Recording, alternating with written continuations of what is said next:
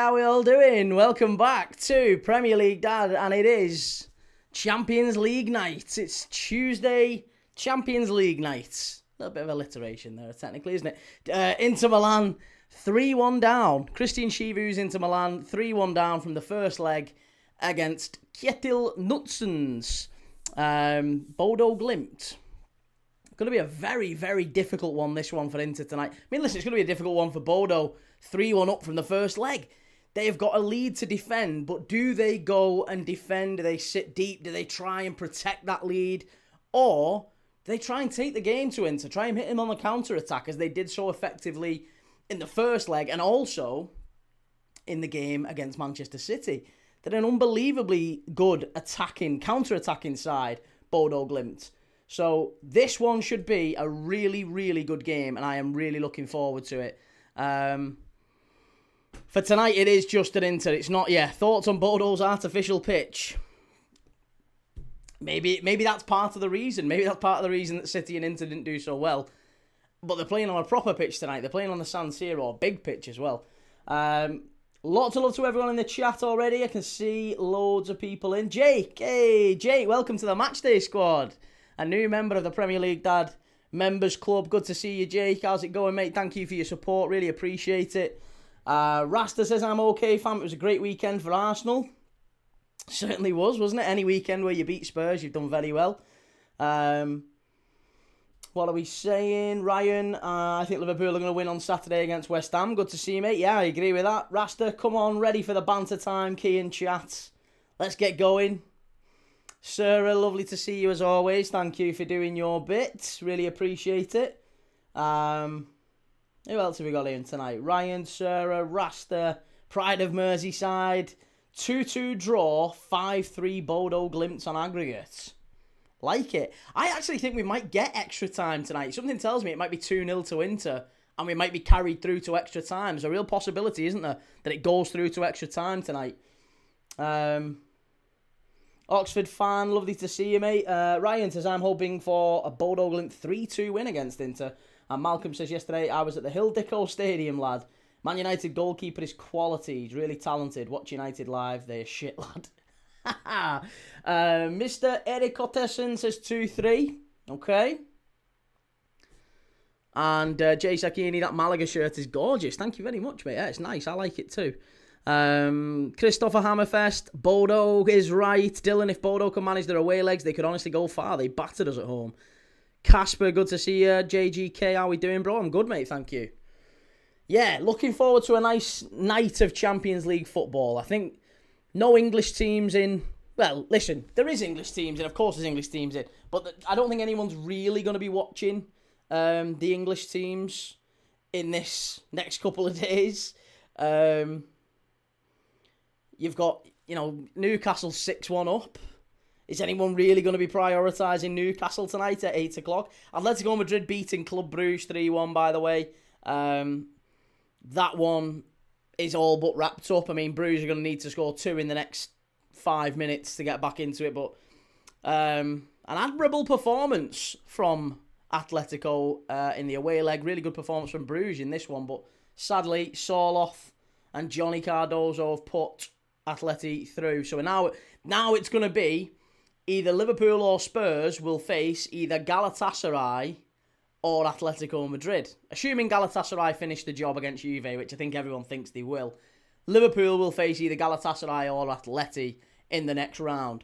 I don't know who I want more, to be honest. I think both I'm pretty happy with. Leverkusen Olympiacos tonight. Newcastle 6-1 up against Karabag. Leverkusen 2-0 up against Olympiacos. Both of those ties pretty much done and dusted, I would say. And yeah, Inter Milan Bodo Glimt is the one where I think there's just such a huge focus on tonight. Ryan says, I love the Fiorentina kit behind you, Key. Cheers, man. Thank you. It's nice. Yeah, that's one of my favourites. Adam says, Bodo Glimt to win the Champions League. You heard it here first. Creed says, Inter to win this one 3-1. Okay. Fair play. I don't mind it. Yeah. We'll have to wait and see. Sinep, how's it going? Tom, feel like Engamoa needs to start. I think, Tom, the thing is with Rio Wengamoa, what people have to remember with him is he's played more times under Arne Slot than Trent Alexander-Arnold did under Jurgen Klopp when he was the same age. And there's still maybe half a season to go or a third of the season to go. So Rio Wengamoa was already playing more than Jurgen Klopp ever did with Trent Alexander-Arnold. And we have to be very, very careful. We have to be really, really careful with him. Because look at Trent Alexander-Arnold. Trent Alexander-Arnold has missed 3 months due to recurrent hamstring injuries in 21-22. He missed 3 months plus due to recurrent hamstring injuries in 24-25. Or 23-24, sorry. And he's missed 3 months plus this season already due to, you guessed it, recurrent hamstring injuries for Real Madrid. If you start to play players at 16, 17, 18, before their bodies are fully physically developed, they start to get these strains, these muscle injuries. It's a real problem. You've got to be very careful with them. We can't just be throwing Rio Wengamoa in willy-nilly. It's just not possible. You can't do it. You've got to think about the players' longevity. You've got to think about their career. And I think Arne Slot deserves a lot more credit for that, to be honest. Mo Salah's attitude stinks. Well, I don't know about his attitude stinks. I mean, there's many plausible reasons for why Mo Salah was laughing when he got took off the pitch the other day. Damien. Why are you smashing the same comment in over and over and over again? Are you that desperate for attention, mate? Is that what you really want? Do you want a bit of attention? Can we all just give Damien a round of applause? Just give him a bit of a laugh. He's dying for someone to notice him. What are we saying? Passport. T, what do you make of City's charges today? And the deduction points thing. What City charges? I don't think there has been any City charges unless I'm new to it. I'm not sure.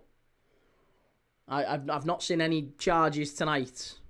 Has there been any charges tonight? Tom, do you think we could win the FA Cup or the Champions League? Oh, we could. We're in them. Don't see why not.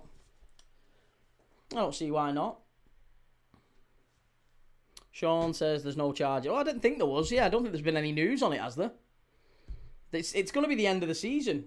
By the end of the season, we might know. Maybe we'll know at that point whether or not there has actually been any charges to be answered. It's 4-1 Atletico Madrid now, by the way. Yeah, 4-1. Listen, we've got 30 minutes to kick off. I thought maybe we'd do a little quiz. Should we do a little quiz, a little pre-game quiz? Do you rate Curtis Jones? No. I rate him in the sense that he's not a bad squad player and would maybe be better playing for someone like Newcastle or Tottenham or, Brighton, Villa, maybe. But he's not a player you want in a title race. It's Arsenal says 40 to 60 points deductions plus future humiliation if they are found guilty. No, I can't see it. I mean, listen, we talk about humiliation. It would be a lot more humiliating if Arsenal were to finish second behind them and then City win the league but have a points deduction and Arsenal get handed a little, second place trophy sort of thing. That would be more humiliating. Not just for Arsenal, by the way, for the Premier League. This is what it wasn't a dig at Arsenal, that was a dig at the Premier League. The Premier League can't really allow that to happen. I actually think it would be somewhat embarrassing for the Premier League if City were relegated after being named champions. It's going to make it a whole lot harder for them. Jake says, you're welcome for the membership, by the way. No, love it, mate. Great stuff. Fantastic. Absolutely. Massive thank you, mate. It's Arsenal. This affects Liverpool too. They dominated you as well. No, it doesn't really affect Liverpool at all, mate, because ultimately nothing happens. You don't get those moments back. Where Liverpool finished second after being on 98 points, we don't get that title we don't get it in the post. We don't get to do a parade for something that happened 6, 7, 8 years ago. It doesn't happen like that. So yeah, nothing doesn't really change anything for Liverpool, to be honest. Stole titles from you. They didn't steal anything. No, honestly, I feel really sorry for City's fans and the players. I don't think City didn't steal anything. those teams were still fantastic. I don't really feel any issue with City the team. Maybe City the club, if they've hidden things and maybe they've got away with some things they shouldn't have done. But ultimately, they were still the best team that year. It happens though, we've seen this Nottingham Forest points deducted straight away. Yeah, because Nottingham Forest admitted it. City are disputing it. That's the problem. That's why it's taken so much longer. Nottingham Forest and Everton were banged to rights. They admitted it. City have disputed everything at every point. Pride of Merseyside says, Keith, honestly, if Liverpool draw at Atletico, I'd be scared going away. Why? What's wrong with going away? Do you mean going to Madrid? Why? Why would you be scared going to Madrid? What's wrong with Madrid? I wouldn't be scared, mate. Don't be scared going to Madrid. Jiggy Lad has received a gift membership. Thank you, Sarah. Very kind of you, Sarah. Sarah, wonderful. Love that. And Jiggy Lad 77. Welcome to the Members Club.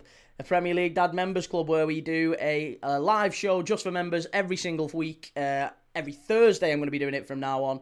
Every Thursday, we're going to do a preview show. We have done preview shows every single week on the Premier League, and we look ahead to the 10 fixtures that weekend, and we go through them together as members. So if you want to be part of that, if you want to join the Premier League Members Club, Premier League Dad Members Club, then have a look over on the platform that starts with Y and ends in E.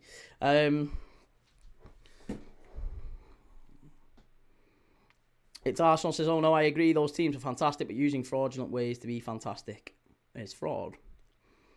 Well, it is, but that doesn't change the fact that they were the best team, were they? Ultimately, it doesn't really make much of a difference to us as fans. It just gives us another reason maybe to have a pop at City, have a pop at the Premier League. But no, I honestly don't think it makes that much of a difference. I'm not that bothered about the City thing. Dylan, yo, how's it going? Thomas, what did you make of the Everton United game? Pretty dull, to be honest, wasn't it? It was pretty flat. I meant I'd be scared for our team. Why? Why would you be scared for our team? Hey, Atletico Madrid aren't anything particularly special. Have you seen Atletico Madrid recently? Atletico Madrid got battered by Rayo Vallecano the other day.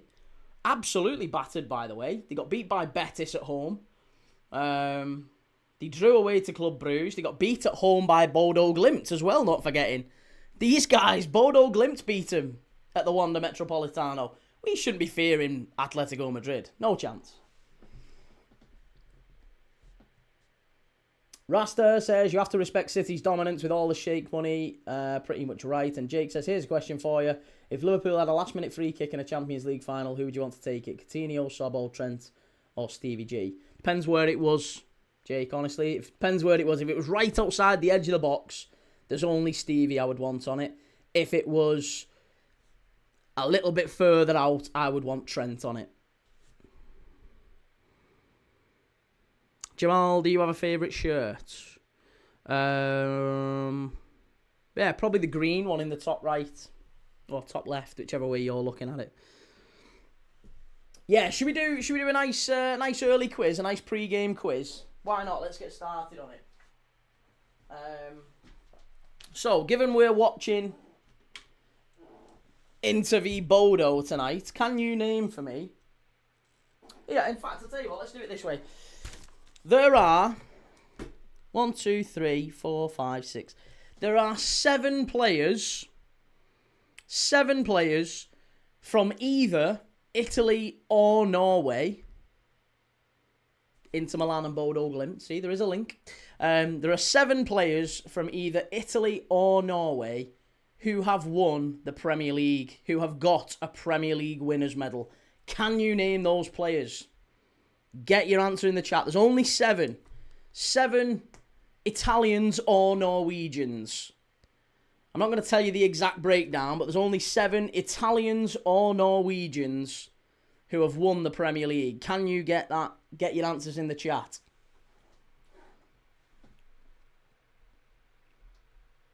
Zola never won a Premier League, mate. No, Zola never won one. Haaland is right, though. Yeah, Erling Haaland is correct. Solskjaer is correct. Good answer, it's Luke. Balotelli and Chiesa, good answers, yeah. Fantastic answers. Not Willy Caballero, no, he's Argentinian. Ole Gunnar Solskjaer we've got. We've got Federico Chiesa. Not Makeda. No, Makeda didn't qualify for one. Not Makeda.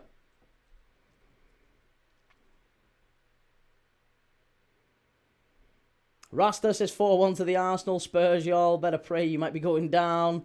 Not Jorginho. No, Jorginho never won a title.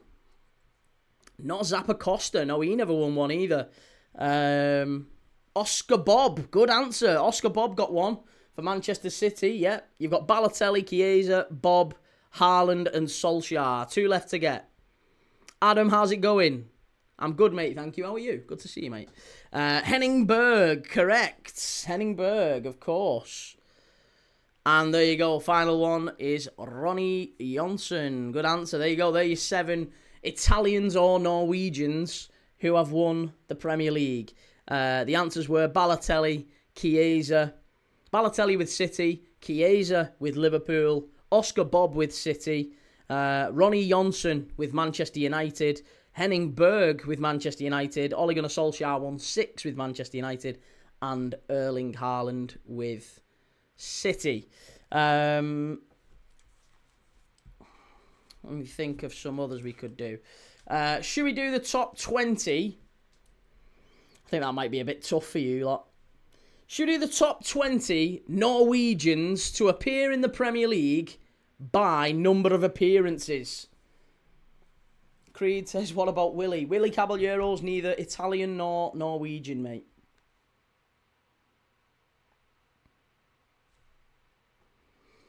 It's Luke says, did Kudicini not get one at Chelsea? No. Petr Cech was only the goalkeeper at Chelsea in the year that they won the title. I think Kudicini was a backup, wasn't he, in 2004? Didn't qualify for one. He's not listed anyway. If someone gifted him one, but no one's. He's not listed on the title winners.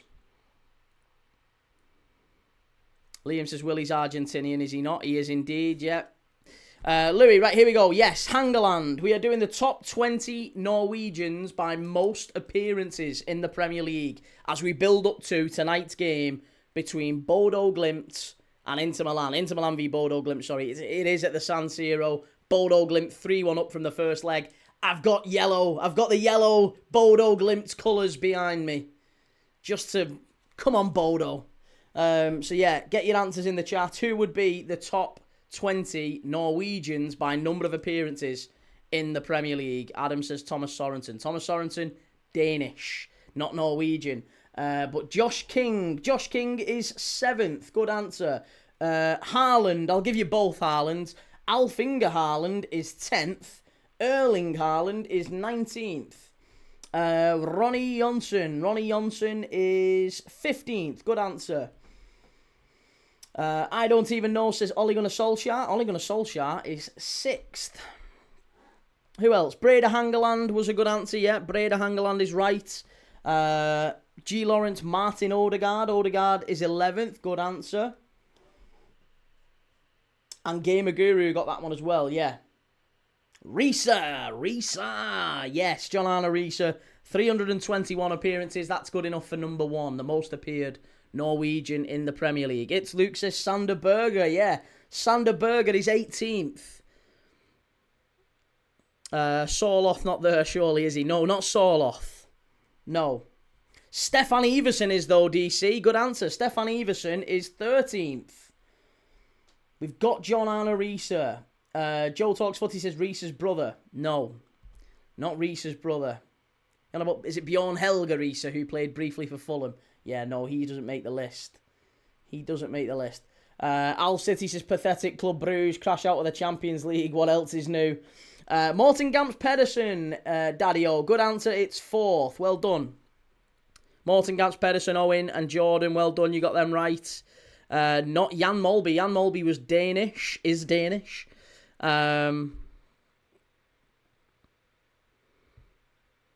Jordan says, Wiki says Kudicini 0405 and 0506 Prem winner. Well, either way, he's not listed on the title winners list. So we'll call that an addition. I apologise, but he's not listed on the official Premier League title winners list. I'd be intrigued to know how many actual appearances he got in those seasons to see if he qualified. John Carew, Luke. Yeah, John Carew is 20th. Good answer. Oscar Bob is not in the list. No, you've still got 1, 2, 3, 4, 5, 6, 7, 8 left to get. 8 left to get. Owen, have we said Alfie Haaland? Yeah. Someone said Haaland and I just gave you both answers. Yeah, you've got both answers. Not Gyökeres. No, Gyökeres is Swedish, mate. Gyökeres is Swedish. You're getting your Scandinavian countries mixed up. Sarah says, do you know that dive by Gabriel in the North London derby? He wasn't even touched. That doesn't surprise me.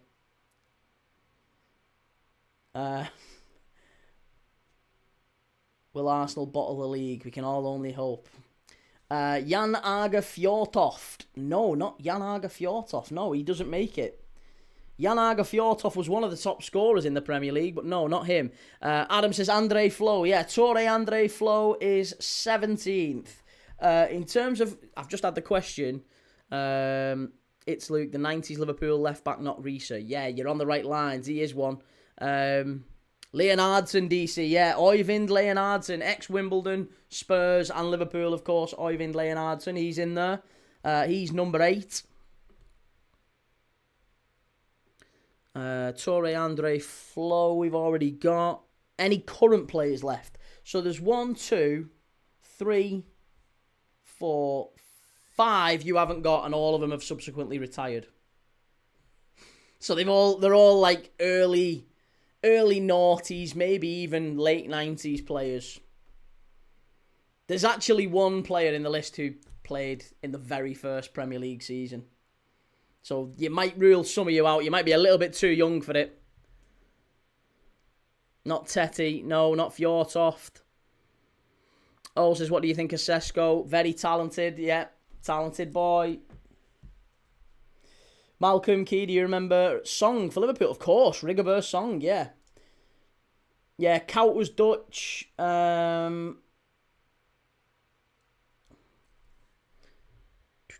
Jordan says 3 appearances in 04-05, 4 appearances in 05-06. There you go, so it doesn't get him. Yeah, you've got to make a number. I think is it 10 or 12? I think it might be 10. I'm sure it's 10 Premier League appearances to qualify for a medal. Either way, yeah, that's probably why he's not on the list, mate. So yeah, not Kudicini. Ostenstad. Egil Ostenstad is a good answer for goal scorer, but not actually for appearances. Egil Ostenstad was a good player, but no, not him. Tennis for outfield, I think. I mean, I don't know how it works anymore, because it used to be that they just give the club a certain number of medals and they could distribute them how they wanted to. Because I'm sure Henrik Larsson got one for Man United, even though he'd only played about 4 games. And the club, like, pushed to get him an extra medal or something like that. But according to Kudicini, according to the official list anyway, Kudicini's not on there. Daddy Oat used to be 10, but they changed it now, I think. Not Peter Rudy. So, I'll give you some clues. I'll give you some clues because we're running out of it. One was a Leeds player. Leeds player who played in the Champions League semi-final, I think, for Leeds. Might have even scored in the Champions League semi-final for Leeds. Against Barcelona, I think. Not Eric Thorstvedt, no. Rasta, they're Googling these answers, K, not Furbro. Listen, they're only cheating themselves, Rasta. They don't impress me with Google. They're only cheating themselves. Erik Bakker. Good answer, Adam. There you go. Erik Bakker is one. There's another player who played for... I think he played for Blackburn, the title-winning Blackburn side. He also went on to play for Derby County. So that's one. There's a Liverpool left-back who someone's already guessed, but not actually said the name. They've just said it's the Liverpool left-back, a Norwegian Liverpool left-back before John Arne Riise.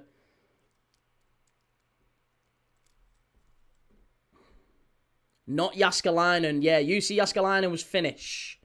The real McCoy says Inter or Bodo Glimt. For me, I'm hoping Bodo Glimt go through. I'm rooting for Bodo tonight. Cheers for that, Jake. Thank you very much. We've got Stefan Iversen. Stig Inge Bjornaby. Good answer. Yeah, Stig Inge Bjornaby for Liverpool. Great player. Fabulous crosser of the ball. There's one who played in the very first Premier League season for Oldham. I think he might have even played briefly for City, but I can't remember. His name was Gunnar Halle. Gunnar Haller, he's 9th in the list. So Gunnar Haller, I think he might have played for Leeds. The top, you've only got one of the top 3, believe it or not. You've only got John Arne Riise, who was top. There's 2 more who you've not even got. You've not got 2nd or 3rd. Yeah, 2nd or 3rd I still need from you.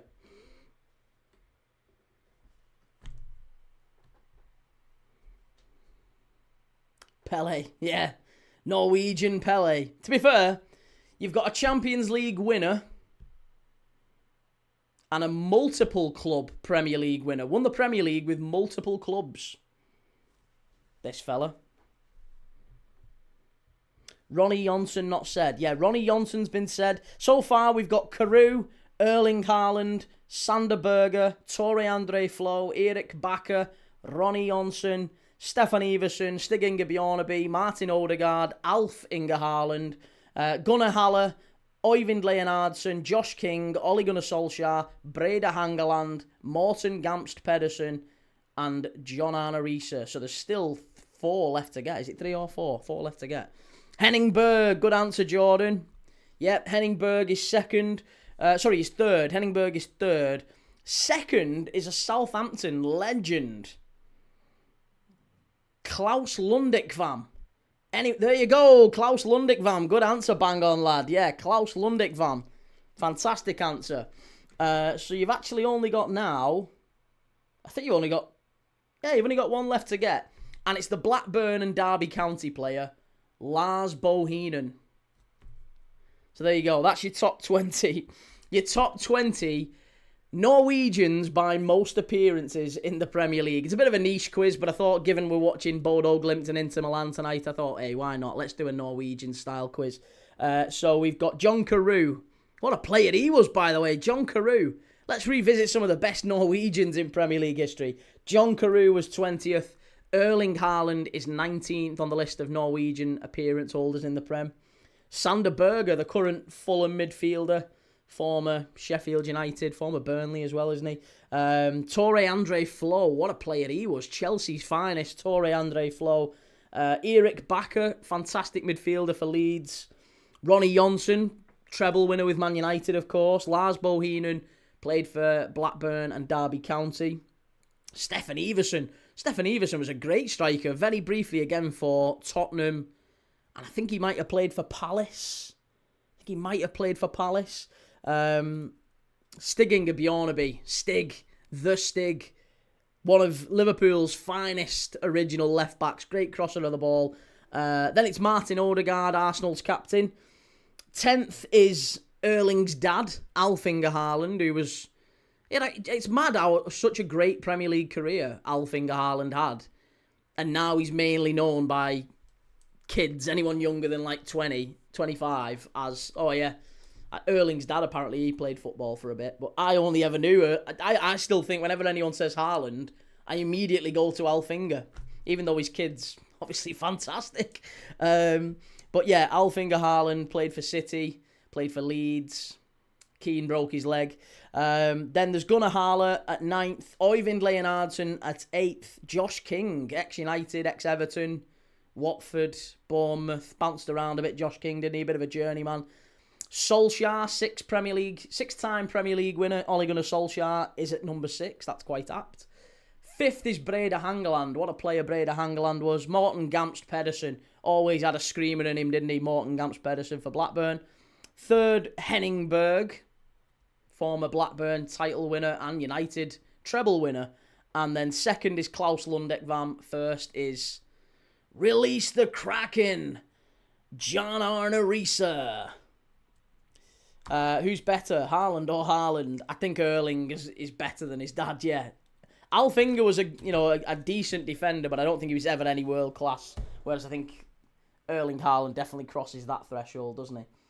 Alf says clubs receive 40 medals. They must award players to players who made 5 appearances and the manager. The rest may be awarded freely. Clubs can and usually do request more medals. I think it has changed though, criteria-wise. It wasn't always that way. It was always you used to get a set number, and there was a medal for staff and a medal for players. And then I think it changed to it's just a medal. You get a Premier League winners medal, and it's the same for players and it's the same for staff. And you would get given a number, and the club could distribute them how they saw fit. And you would have to go and specifically request for more. Sometimes those requests were turned down as well. I'm sure that's happened in the past. Now, maybe it's a little bit less. Maybe there's a little bit less rules around it. I'm not sure. But either way, we're splitting hairs. Carlo Cudicini wasn't in the official list. Maybe he has got one. I don't know. Twisted Fate says, big up Key. Thank the heavens for Lamans. Everton doing the Asna corners would have killed us with Onana. And I don't even know. So I said, did you hear what Richarlison said about the ref? He said they only didn't win because of the referee. It's a bit of a weird claim, isn't it? That's a bizarre one. Daddy-O says, I'm 38, yet all the players I can think of are players from 98 to 05. Outside of that, I have no knowledge. Vegard Heggen. What a player Vegard Heggen was. Yeah, he wasn't in the list. I mean, I think the problem with Vegard Heggen was he always got injured, but he was a wonderful player.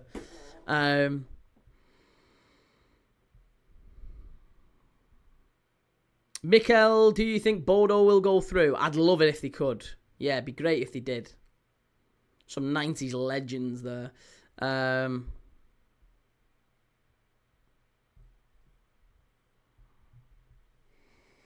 I don't even know, says AFTV always blame the weather. Rasta says, Key, the Liverpool striker, come on. Who's the Liverpool striker? What Liverpool striker? Teaching Tony says, good afternoon, Premier League dad. Rocking an all-sport parlay, but the early two are Milan, Newcastle. Good lad. Yeah, I think Newcastle to win again, even though they're 6-1 up from the first leg. That should be relatively easy. Can't see anything other than a Newcastle win tonight. Jordan says this Newcastle game is probably going to be so dead. Yeah, they're gonna rotate heavily. Let's have a look at the Newcastle starting 11, by the way. The Inter starting 11 and the Bodo starting 11, if you want to see them, are on the right-hand side here. We will cover them in just a second. But let's just have a little look now at the Newcastle lineup, because that is about to kick off in a second. They're 6-1 up, Newcastle. And they have gone with Ramsdale in goal, Trippier, Botman, Byrne, and Murphy at the back, young Alex Murphy, who I don't think he's played one game for Newcastle, but he's got a very, very big reputation. I think he had a couple of bad injuries, but he was always seen as a player who could do something for Newcastle. So Trippier, Botman, Byrne, and young Alex Murphy at the back. In midfield, Voltemade drops into midfield with Tonali and Joe Linton. I'm not sure he'll love that, Voltemade. Murphy, Barnes, and Asula are in attack. So, yeah, William Asula, I think he's a good player. Decent young player. I would have expected Newcastle maybe to rotate a little bit more. To be honest, Karabag have gone full strength. Karabag have got Zubia, they've got Duran, Montiel, Medina. All the players that they would have normally started. So, I'm expecting this one to be a walkover for Newcastle, but for Inter, this is the game we're watching, by the way. If you're just joining us, Inter and Bodo Glimt kicks off in 4 minutes. If you haven't already, make sure you hit the like button. Make sure you've subscribed. We passed 16,000 subscribers today. We only had 10,000 at the start of January, so things are going crazy. In fact, I think we had less than 10,000 at the start of January, to be honest. Things are going crazy. We're growing massively because we do these watch-alongs every day. People seem to be really enjoying them. I'm loving it. You're loving it, hopefully. If you are enjoying it, make sure you've hit like, make sure you've subscribed, and you'll see more. Because tomorrow we're doing Benfica Real Madrid. What a game that's going to be, by the way. Forget the whole Vinicius Prestiani thing. That's a wholly separate issue. Forget Mourinho in the stands. Benfica beat Real Madrid 4-2 just a couple of weeks ago. They're only 1-0 down on aggregate. They could absolutely go to the Bernabeu and win. Osasuna beat Real Madrid just a few days ago. They are not unbeatable by any stretch of the imagination, Real Madrid, and I think tomorrow's going to be a massive one as well. Voltemade in the 10 role. It's crazy, innit? So, Inter Milan, here we go. Here's the Inter lineup. It's Jan Sommer in goal. It's Bissek, a player I really rate highly. Bissek at the back with former Man City defender Akanji and Bastoni alongside him, another player who everyone quite rightfully thinks is world class. Then you've got DiMarco, another fabulous player, alongside them in left back. Luis Enrique is at the right wing back slot. Fratesi, Zielinski, and Barella in the midfield three. Fratesi, of course, 3-star. You might be interested in watching Fratesi tonight. He was very closely linked with a move to Nottingham Forest, of course. So Fratesi, Zielinski, and Barella in the midfield three. And then Inter have got 2 up front. 2 players up front. Francesco Esposito, and Marcus Thuram. They are going for it tonight, Inter. They have to. They're 2 goals down. They've got to start fast tonight. For Bodo Glimt, it's Haken in goal with Sjovold, Bjortuft, Gunderson, and Bjorkan at the back.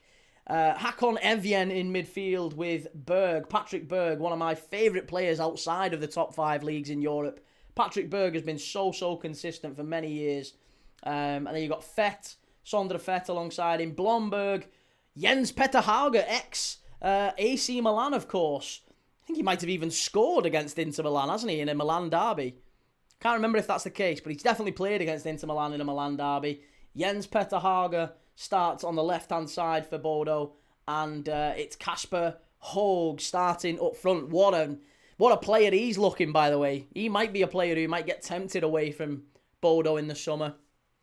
He's doing really well in the Eliteserien and scoring bagfuls of goals. Still only 25.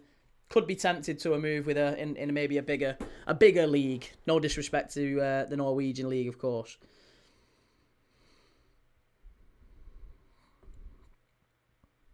Big In CEO says no story better than an underdog story, and that's exactly what it's looking like tonight.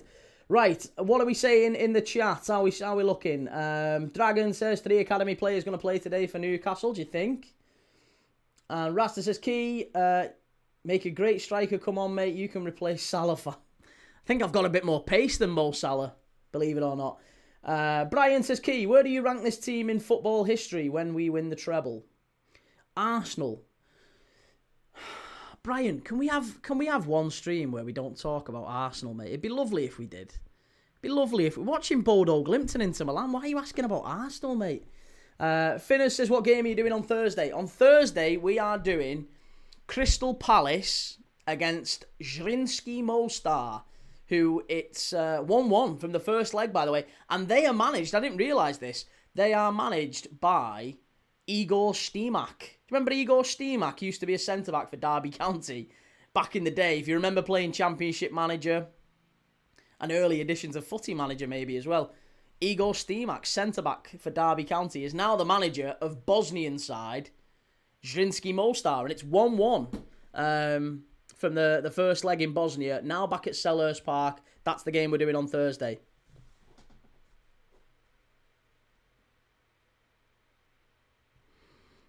Jamie Fraser, what we saying? I mean, you love Arsenal, but yeah, let's keep it Champions League. And I Am Crute says, was weird seeing you in other people's boxes the other night. Oh, on TikTok. To be honest, I just thought I'd be up for a chat, and why not jump in it? I don't even know, says, was it Bodo who suffered a loss to Spurs last season, which led to the Europa League win? Yes, it was. We're off and underway here. We are off and underway. Come on. At the San Siro, Inter 3-1 down. Need a fast start here. Desperate for a fast start.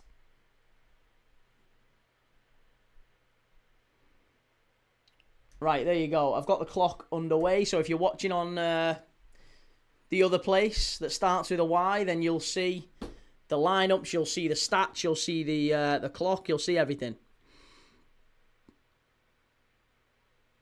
Big In CEO, score predictions. Score predictions for this one, I think Inter will win, and I think they'll take it to extra time. I think it's going to be 2-0. Or maybe 3-1. Maybe Inter Milan win 3-1. Because Bodo, I don't necessarily even think they stopped Bodo scoring. Bodo have got a free kick here early doors. It wouldn't surprise me if Bodo take the lead. Inter Milan have been known for their slow starts this season. You're not usually straight out of the blocks under Cristian Chivu. They normally grow into games. Patrick Berg with a free kick in. Out to the edge of the box for Hauge. Pulls it back and in to clear it away. Nice and easy. So Swifty, I very rarely watch a game that doesn't have an English team playing, but you've tempted me. Listen, this one's where all the jeopardy is tonight. If you fancy watching a game of football, it's all on this one. There's nothing else that you look at tonight and think, this is a... There's every other game tonight is pretty much already decided. It's a dead rubber in Newcastle, 6-1 up from the first leg. Leverkusen, dead rubber, they're 2-0 up against against Olympiacos. Brian says, I just think our individual quality will go down in history. People aren't appreciating how good Saliba and Gabriel are. They actually can be top 3 best centre-back pairing of all time. Brian, listen, mate, I really appreciate it, but it's so exhausting talking about Arsenal during games that don't concern them.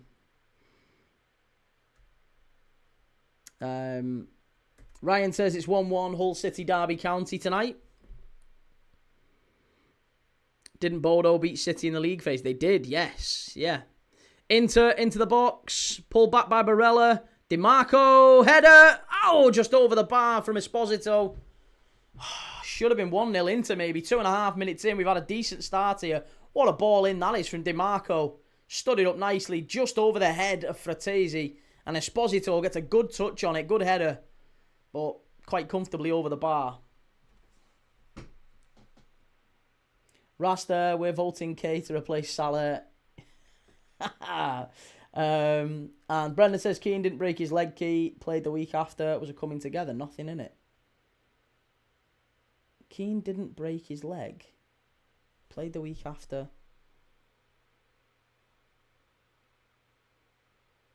Keane didn't break his leg. What are we talking about here? I didn't say anything about... Are we on about Michael Keane or Robbie Keane or... What are we on about? I've never even heard anything. Have we been talking about Keane tonight? Michael Sullivan says, hi, Key. Only came across you about 3 weeks ago. Well, mate, I'm really glad you've come in and stuck around and maybe you've lurked for a little bit, but good to see you in. Newcastle 1-0 up against Karabag. 4 minutes in. It's 7-1 on aggregate for Newcastle. You might get more goals in that game, but the game is pretty much... It's basically a friendly. It's a friendly. It's 7-1. Brenda says Keane, Haaland. Oh, sorry. Roy Keane and Erling Haaland. I'll think of Haaland. He didn't break his leg. I thought he did. He didn't play much after that, did he? I'm sure he didn't play much after that.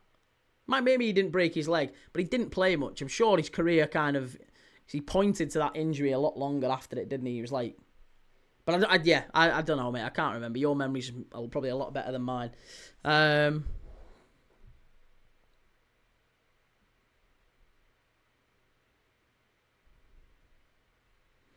Luis Pierre, DiMarco's in the shout for the best left back in the world. I would agree, yeah. Absolutely would agree. Adam says Rio's going to be unreal for us if used more. I think we've got to be really careful with him though, mate. You've got to remember Trent Alexander-Arnold, 3 months out with an injury in 21-22, 3 months plus out with injuries in 23-24, 3 months out plus with injuries this season, all of them recurrent hamstring injuries. And why? Because he was playing 15, 20 plus games from being Rio's age, basically. In fact, to be fair, Rio has played more than Trent Alexander-Arnold did at his age. It's 2-0 Newcastle now. It's going to be an absolute landslide, that one. Could be maybe the biggest ever Champions League knockout result, that one. I think Newcastle could break records tonight. Tony says Newcastle got a strong team out tonight. They have indeed, yeah. And Joe says an Italian scored in Newcastle before the Inter games. It's Luke says DiMarco's a good left wing back. Not sure he's a great. A level or two below Nuno Mendes still. I like him a lot. 5 minutes in here. We've still only had really the Esposito chance, which he headed over the bar. Bodo Glimt now starting to get the foot on the ball and just control the game a little bit more.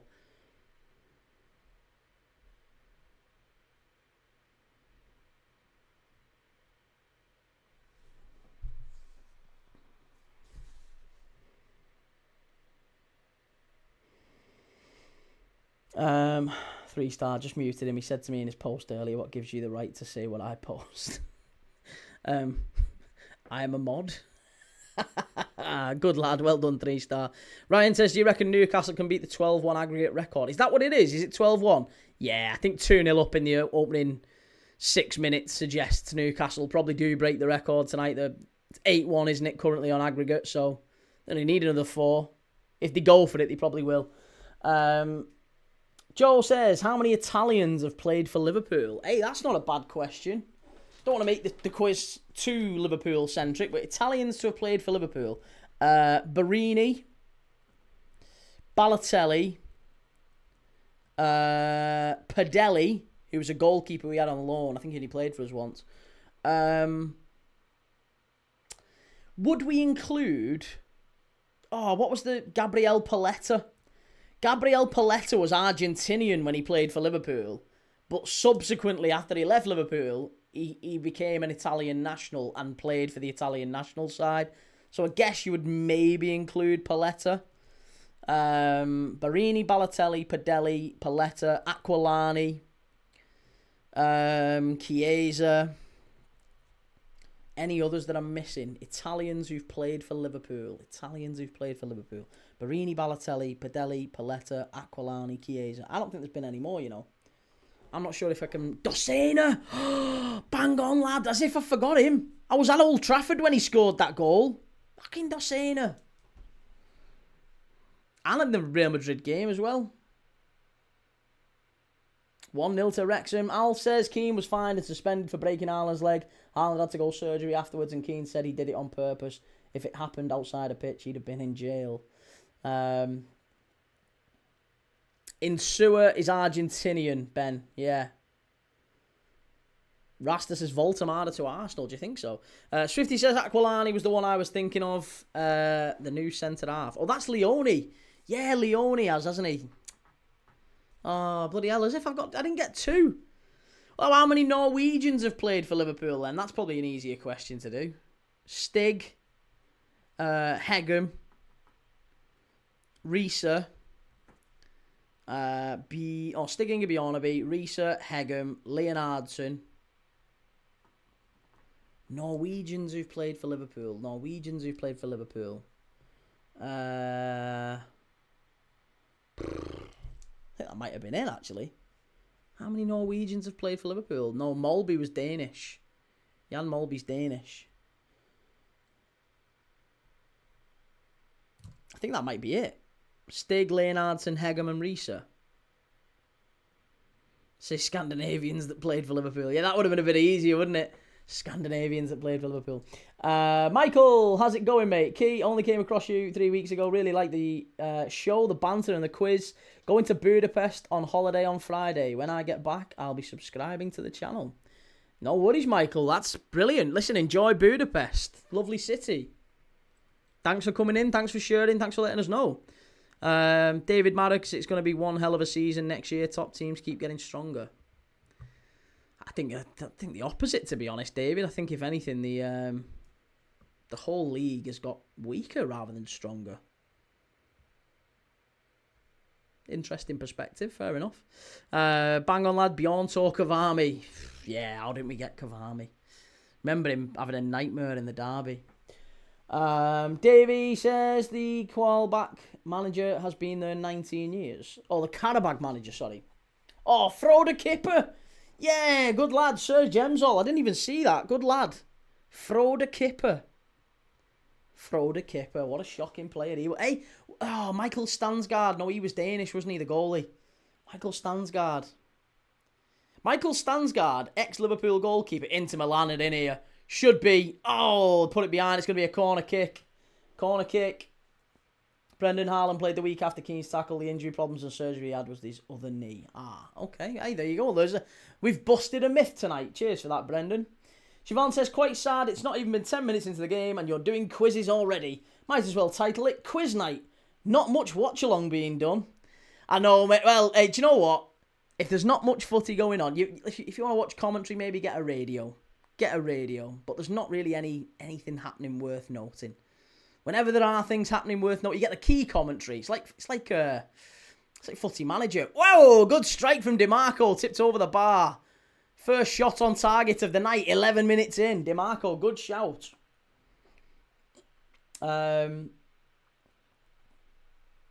Reggie, you're not forced to be here. Well, you can't please some people, mate. They're just like a whinge. Viking Dom, Bjortalk of Army and Frode Kipper, yeah. Header should be. Oh, again, good defending from Bodo Glimt. Kipper was at Liverpool and one of the champ manager years. He was, yeah. He was. Leonardson. Yeah, we've got Leonardson. Stig, Leonardson, Hegem, Kavama, Risa and Kipper. I think they're the only 6 Norwegians we've ever had. He was doing Norwegians and Italians at Liverpool. Rasta says the whole league is taking points off each other, honestly. And Ben says Carragher was going on about how Southall deserves a statue outside the Hill Dickinson Stadium.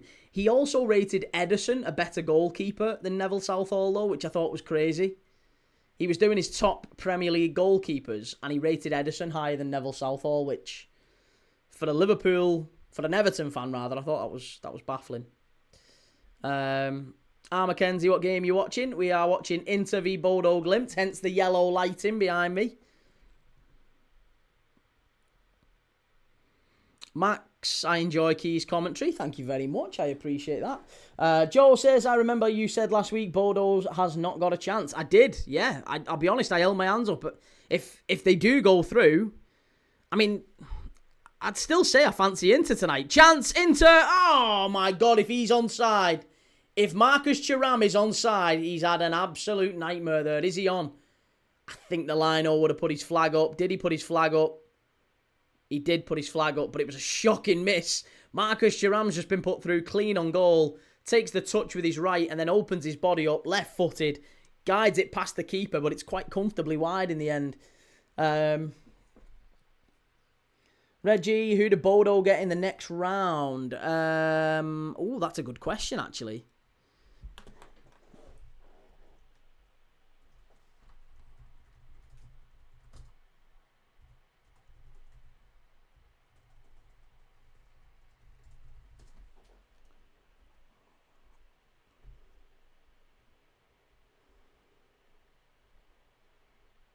So, next round is going to be winner of Inter Milan and Bodo Glimt will play. There you go. Bodo Glimt or Inter Milan will play Man City or Sporting Lisbon. It's gonna be Bodo v City, isn't it? If Bodo go through, they're probably gonna get City, almost certainly. But then again, City, basically City can get either Bodo Glimt or the winners of Benfica Real Madrid. So, it's kind of like a real... in an ideal world, wouldn't it be amazing if Bodo Glimt got through and got Sporting Lisbon? Because genuinely, it wouldn't surprise me at all if Bodo Glimt beat Lisbon as well. If they got through against Inter and they're a great opportunity here, they could have Sporting Lisbon in the next round. That's a winnable tie for him. Thuram strike! Oh, deflection and just wide. It's going to be a corner.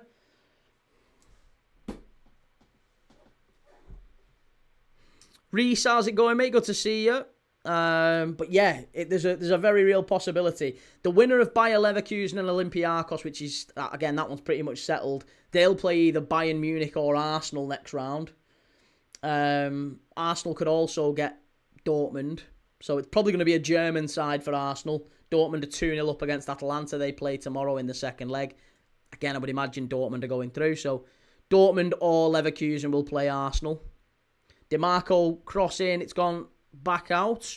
Tyler, hi buddy. Love what you're doing. Cheers, Tyler. Thanks, mate. Thanks for coming in and chatting with us and chilling with us. I enjoy your comments. Get your predictions in. Let me know what you're thinking on this one. Inter Milan currently 0-0 with Bodo, but a long, long way to go and a lot to do for Inter still. Gamer Guru says, I hope Bodo beat City again if they get them. City showed disrespect to Bodo, refunding fans for losing to them. Yeah, it was a little bit disrespectful, that, wasn't it? Ben says, amazing if a Norwegian team got to the quarters. Well, there's a world where, yeah, quarters, possibly quarters. Crazy. Joel says, do you think there are any away fans at the Newcastle game? If so, fair play to them. Yeah, I would imagine so. I'm sure they've probably took a few. Maybe not loads. Azerbaijan's not known for it. It's not particularly, not the wealthiest. I'm sure they've not took thousands and thousands, but I'm sure they took a fair few. There's some countries as well where maybe it's not, like culturally, there's not really an awful lot of travelling away support. Like Spain, isn't it? You know, when you go and watch games, like league games in Spain, it's not really a done thing to travel away to games, generally speaking. Reggie, when's the... Sorry, yeah, it's generally not a done thing that you get away support. Vamos Inter, says Jamie. Government name unknown. Hey, up, mate. How's it going? Inter chance here. Big opportunity. Driving forward. Terrible. Shocking. Funny what oil money City can do. Disgusting sportsmanship towards Bodo. LJ says, hi, Key. How you doing? Have you ever heard of harambol? I don't really understand the term.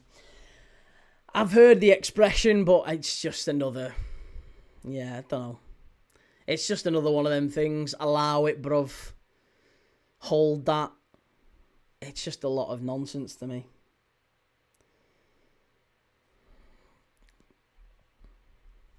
It's Luke, nearly RIP'd on stream there. Kit, you alright? I'm good, man. I'm good. Cheers, man. Alfie, melt you, Key. I know, mate. I know. But what can you do? Government name unknown. I'm watching the Newcastle match. Commiserations. This is the game where it's happening. This is where it's happening. Teaching Tony, Ohio State fans travel. It's very weird. And oil money from Premier League fans is so funny because like newly promoted clubs spend more money on one player than historic clubs in Europe. The entire league is oil money. Well, yeah. There's dirty money everywhere in the Premier League. Oh, Inter chance here. DiMarco. Poor ball in. It's straight out the other side. Alfie, just kidding. Favourite Scouse are you? I'm not a Scouser. Yeah, I'm not a Scouse. Gamer Guru, seen the rumours about City could have a 30 to 60 point deduction if they get found guilty. I wouldn't put too much stock into it. Honestly, I wouldn't get too... Don't get too het up about it. Don't get focused on it. It doesn't really change anything for any of us.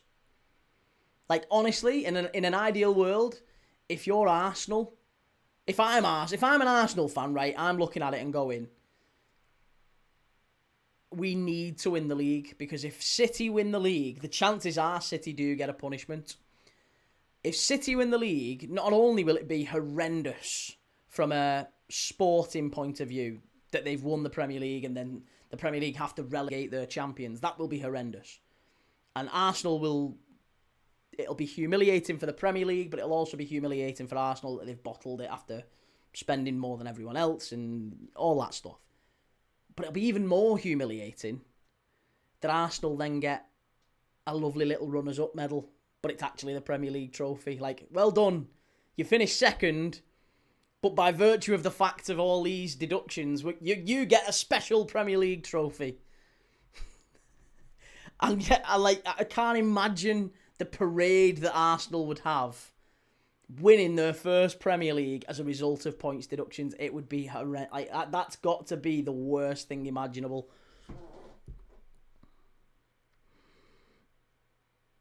Andy, you're from Manchester. I'm not, mate. No, St. Helens. St. Helens is where I grew up. Swifty, are you still moving to Spain, Key? That's the plan. Yeah, that's the plan. Hopefully, I mean, maybe not Spain. I don't know. We've still not quite got to the level where we're at the point of going, but it's maybe later this year. Yeah, with a bit of luck. Ball whipped in, easy claim that for the goalkeeper. Teaching Tony, always a contingency of Scarlet. Have a drink of water, Key. My word. Brendan, your ball knowledge, bruv, embarrassing. Yeah, it's shocking, isn't it? LJ says, I wish Onana was still United's keeper. Lamans made a save in the 81st minute last night. My team couldn't get a result. The thing is, mate, Lamans, I don't think any of the saves Lamans made last night were, I looked at and went, wow, what a save that is. They were all pretty routine for him. To the point where, if any of those shots had gone in, you'd have been looking at the goalkeeper and questioning him. That's how you know whether it's a top save or not. If it goes in, you're questioning the keeper, aren't you? Gamer Guru, I'd hate to win from a points deduction. I think points deduction or relegation wouldn't do anything to City. And Daddy O says, new fear unlocked. Arsenal finish second, City get deduction and a pity league. And as a result, Spurs would have been relegated, but City's deduction keeps them up. Yeah, this is it. This is it. Imagine Spurs finish 18th, but City's relegation not only keeps them up, but gives Arsenal a little special Premier League trophy. Here you go, lads. A little special one just for you. You've got the gold one that everyone takes the piss out of you for. But here's a lovely little special Premier League trophy just for you, lads.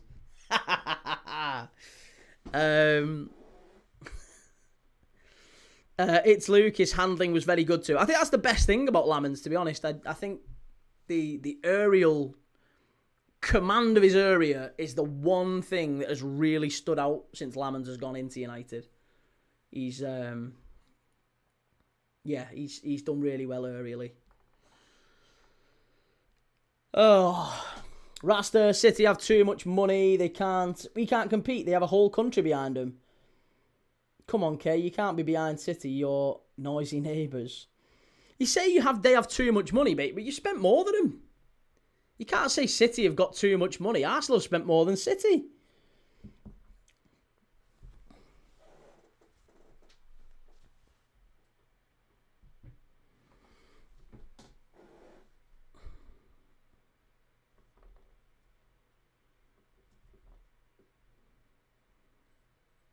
'92 FC, it would be so unfair to teams in the Championship if City get relegated.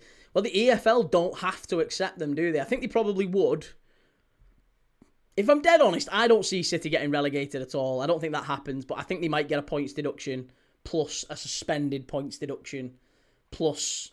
I think there might be a world where City get enough of a points deduction so that they don't finish in the Champions League places. And, maybe Villa get bumped up. So Arsenal still win the league by virtue of a points deduction. Assuming City have finished above Arsenal, which they may or may not do. But you know what I mean? The points deduction affects someone, whether it be Arsenal or maybe Villa move up or Liverpool move up or United move up or whatever, or all of the above. But the extra Champions League place goes to someone. City probably get told, well, we're going to deduct enough that you finish outside the Champions League places, and we'll give you another 50 to 60 point deduction suspended, so that if you do any of it again, you just get it immediately applied and you go straight down. So that might happen.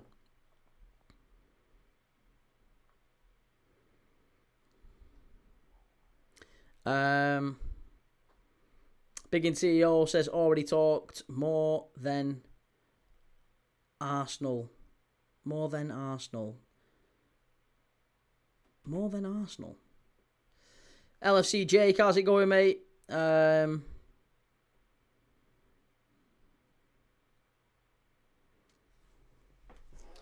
Al says City does not have an entire country behind them, and City has an owner who happens to be in the government. How many English clubs are owned by oligarchs? Does that constitute a whole country?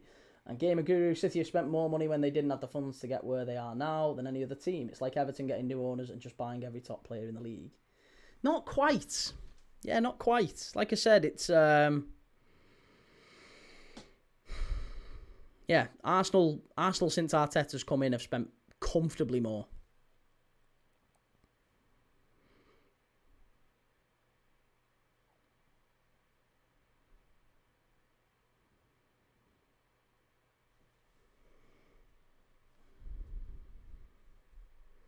Into ball in, straight through to the keeper. Bodo will be very, very happy with this so far, won't they? 25 minutes in, still 0-0.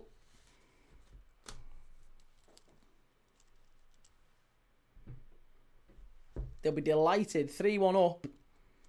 Long, long way to go. Service says Rasta at the summer transfer Arsenal spent more than City. They did indeed, Mad Pup. The rest of us will love it.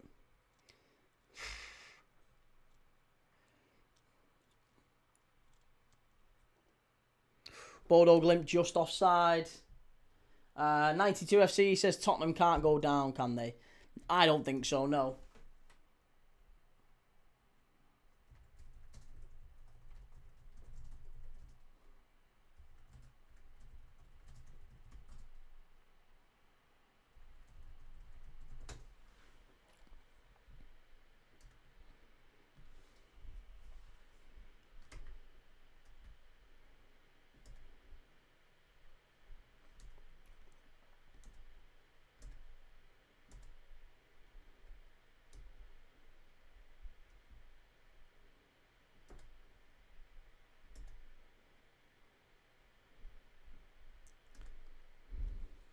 Right, corner to Inter. Ball whipped in. Header. Good save. Wonderful save. Oh, what a save by Hiking.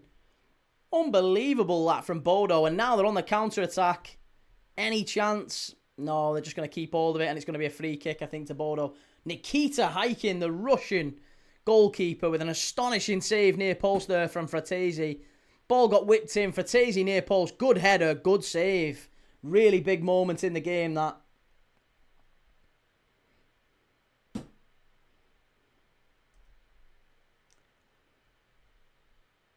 Ian says, how much of the top 5 spent over the last 5 years?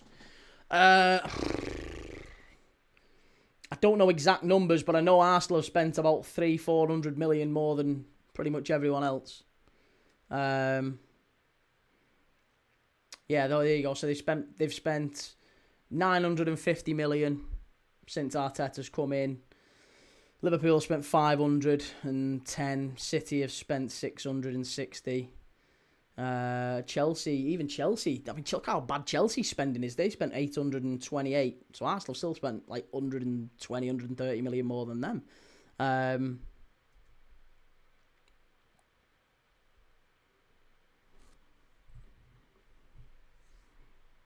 Inter Milan now driving forward from right back.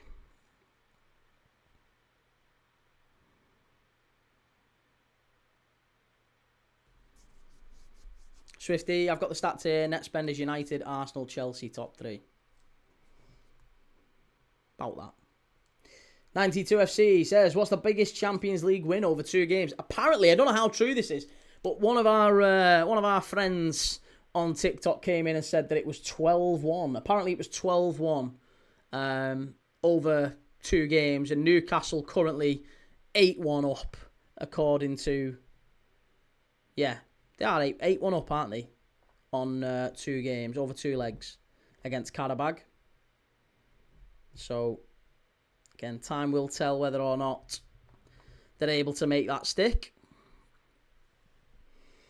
But yeah, I would imagine another 4 goals is very doable, isn't it, for them? Surely they get another 4.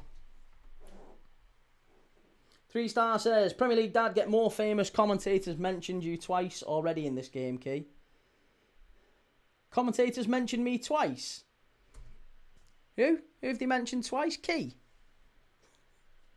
Joel says, Karabag are getting cheered every time they pass the ball.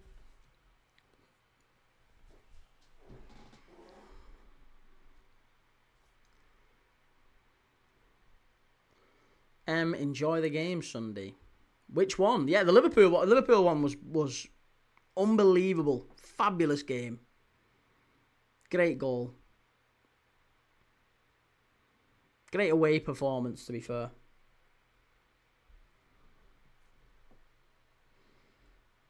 Chopper City says, where is the goals, man? The goals are in short supply in this one, but I never expected them to be flying in tonight, to be honest.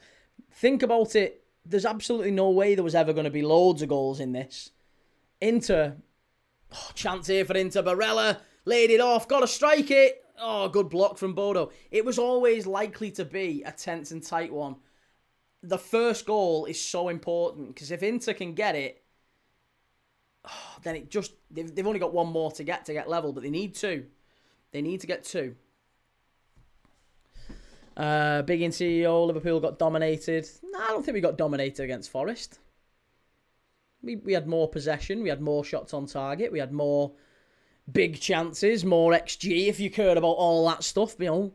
But yeah, more shots on target, more possession. Definitely more big chances. Forest only really had one. They had one in the first half. After that, we had several. That's a proper away performance, that, by the way. That used to be called a really, really good away performance. You don't go and play like 70s Brazil at the City Ground. That doesn't happen. That never happens. Same as at the Stadium of Light. Only Liverpool have won at the Stadium of Light up to the point we played them. Anyway, no, Fulham have recently. But yeah, we were the first team to win there. Everyone else has gone there. Top teams as well have gone to the Stadium of Light and dropped points. City, Arsenal gone to the Stadium of Light, dropped points. Arsenal gone to the City Ground, dropped points. Not easy places to go. And Arsenal are the bar this year, aren't they?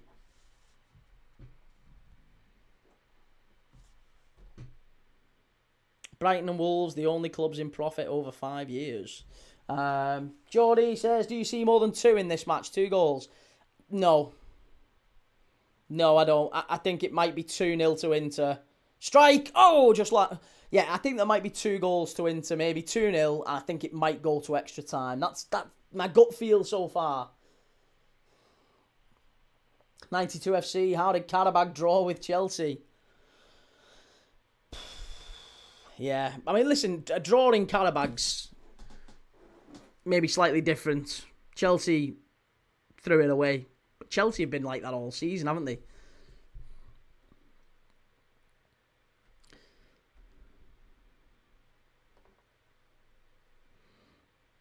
Big in CEO, no, the way Arsenal went to Spurs is how you play an away game. I know that's not a typical away game, is it? Spurs wanted to win. Spurs tried to come out and score goals and played football. Forest didn't do that. Forest were quite happy with a point. Surely you can recognise the difference between these two. Swifty, Everton next best, 3rd lowest spend over 5 years. And 3-star, if we can take Sunday's performances into other games and just start to find the back of the net, Forest will be okay. And Joe says, Big Nick in the 10 is so wrong. I don't get why they're putting Voltemade in the 10. I don't understand it. He's got to be centre forward. Oh, love that, Adam. Thanks very much, mate. Really appreciate the gift. What a brew. How are we doing, my child? Very good, sir. Very good.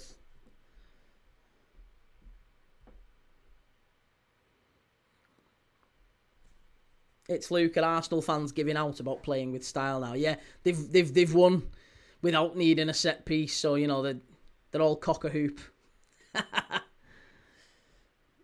Rasta, here we go again. Come on, you Gunners.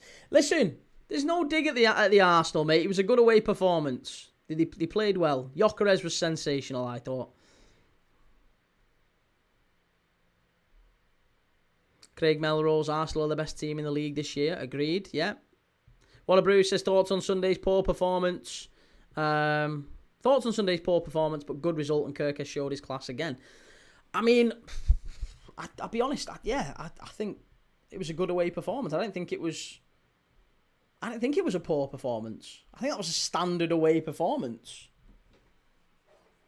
You've got to remember that we're playing at a tough away ground. Like that, every game's different. There's no such thing as an easy game in the Premier League. Forest are a tough side.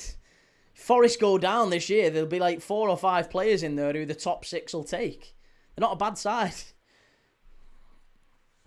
They've taken points off the best this season.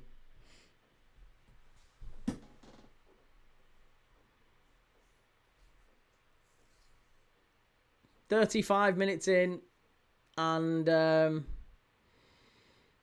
Bodo Glimt not really seen much of an attacking threat so far. But here's Jens Petter Hauge driving in, good ball over to the far side, got to hit it, stood it up, header. Oh, good save from Sommer. First shot, first chance for Bodo Glimt, and Blomberg it was with the effort. Warner Bruce says the Athletic game was class, best 2 legs since the new format, I think. 3-3 and 4-1. Yeah, not a bad tie, that. Newcastle should have put some of the young players on. It would have been a great experience for them. I think they probably will in the second half, won't they, maybe? Once the tie's wrapped up. You would think the tie's wrapped up anyway at 7-1 or 6-1, whatever it is. 8-1.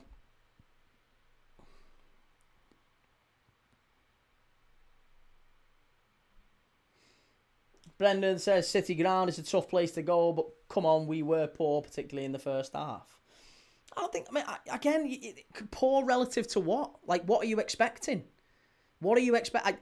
I don't expect this Liverpool side to be playing like 1970s Brazil. I don't think we are that side, especially when we're faced with a very, very difficult and a very stubborn Nottingham Forest who've already taken points off some of the best teams in the league this year.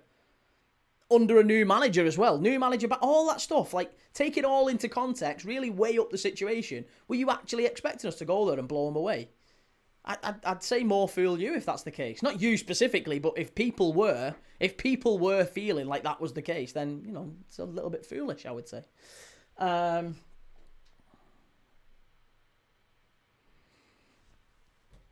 D's Nuts FC says 17th, mate. Difficult. Well, I mean, United drew with 18th, didn't they? United drew with 18th, West Ham. Arsenal drew with 20th, Wolves. I mean, you know, you can't necessarily just look at it and go, well, that's how they are. I mean, Chelsea drew to Karabag. City got beat off Bodo Glimt. It's not always linear football. That's why we love it. You can't always just look at the... Wouldn't it be wonderful, mate? Well, it wouldn't be wonderful, but what a weird way you've got of looking at football. You just look at the table and go, oh, yeah, well, they're 8th, they're 12th, so they should beat them. It never works that way, does it? That's why bookies are not riding cycles to work.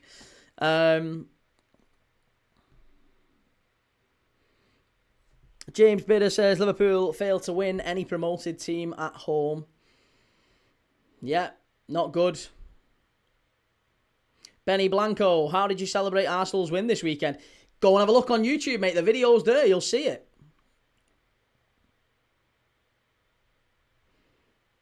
United drew 2-2 at Forest. They did, yeah. United drew there. Arsenal drew there. City needed a late deflected winner to win there. Let's not pretend like the best teams in the league have gone there and played them off the park, because they haven't. 92 FC says 2 of the best games I saw were the Liverpool 4-3 games against Newcastle. Yeah. Julius, how's it going? Al City says not a single Premier League team would get relegated in La Liga, Bundesliga, Liga or Serie A. I'm sorry to say it, but the gap in quality is so massive compared to other leagues. Yes, there are other good teams in other leagues, but the average quality is so much lower. Yeah, I'd agree with that too. I think once you get to the kind of bottom half of La Liga, bottom half of the Bundesliga, bottom half of Liga and bottom half of Serie A, you're talking championship level then, aren't you? Yeah, I think your Wrexhams and your Coventrys and your Boroughs maybe would give many of those teams a game. It's the same sort of budget as well, bizarrely. Coventry spent decent money.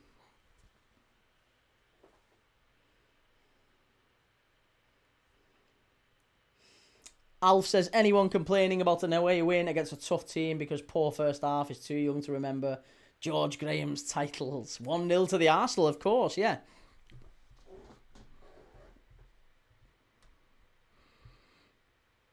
Big in CEO says, Forest played better against y'all. Forest got outplayed and parked the bus against everyone else. Did they? Yeah, I remember that when Arsenal didn't have a shot on target against Forest for 70 minutes, mate. The first 70 minutes of the game, Arsenal didn't even have a shot on target against them. So you're right, yeah, they got battered. Finners Matty says, did you see Jamie Carragher's top 10 goalkeepers in the Premier League last night? I did, yeah, and I was surprised. He put Ederson in ahead of Neville Southall, his Everton hero. Caleb says, Derby, Hull, 2-2. What a match. And 3-star, if Arsenal were to win the league by just 1 point, they'll look back on that hard-earned point they took off Forest at the City Ground. True enough. Brendan says, no one was expecting to blow them away, but there were a lot of very poor performances. Jones, McAllister, Salah, Ekatike all played poor. Was it 1 shot on target before the goal? No, we had 4. We had 4... well, maybe I don't know at what point they got, but there was 4 shots on target we got in the game. 4 big chances or whatever it converted to. But either way, like you saying there, mate, Jones, McAllister, Salah, all playing poorly. Is any of that a surprise? It's not a surprise to me. They've been dreadful all season. So this is why it wasn't a shock to me. This is why. This is the best that Arne Slot's got to work with. He's got nobody else he can put in. So yeah, you've got to start Jones, you've got to start McAllister, you've got to start Salah. can't pass 5 yards. Yeah, that's what we expect. Ekatike was just isolated. I don't think he necessarily had a bad game. He just didn't really get involved in it.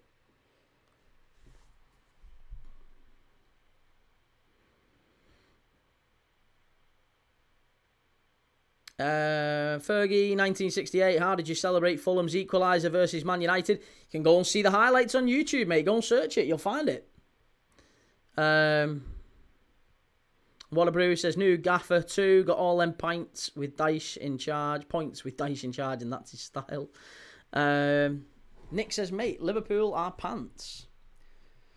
It's a solid argument, well argued, eloquent, rational. Can't really come back with that one, to be honest. Can't argue against it. It's a solid point, well made, Nick. Articulate and witty as always. Fergie says, can't remember a worse title defence as this one. You can't. Are you 12? You can't be old. Can't be too old then, to be fair. Chelsea's title defence was comfortably worse than this one. Blackburn's was comfortably. Leicester City's. Quite a few, to be fair. Claim for a penalty. You're never getting a penalty for that, ref. Get up. Edge of the box into Milan. Got to stand it up. Bissek. Back to the edge for Barella. Flicked on. And Bodo just about get it away. Strike over the bar. Waterbrew says, yeah, Chelsea and Leicester just in the last few years. Yeah, but this is it. I mean, that's why when people say it, you know that they're not very old. They just can't remember too much. Salah has been majestic all season. What are you on about? Tottenham are pants. People forget what a bad season actually is. And Waterbrew says Chelsea and Leicester just... Oh, sorry. Most passing's been absolutely atrocious this season. Very true. Ryan says Tonali scored the first. Joe Linton got the second. Chelsea have had a few very, very bad title defences. Yeah. Apart from the Mourinho 04, 05, 05, 06 season.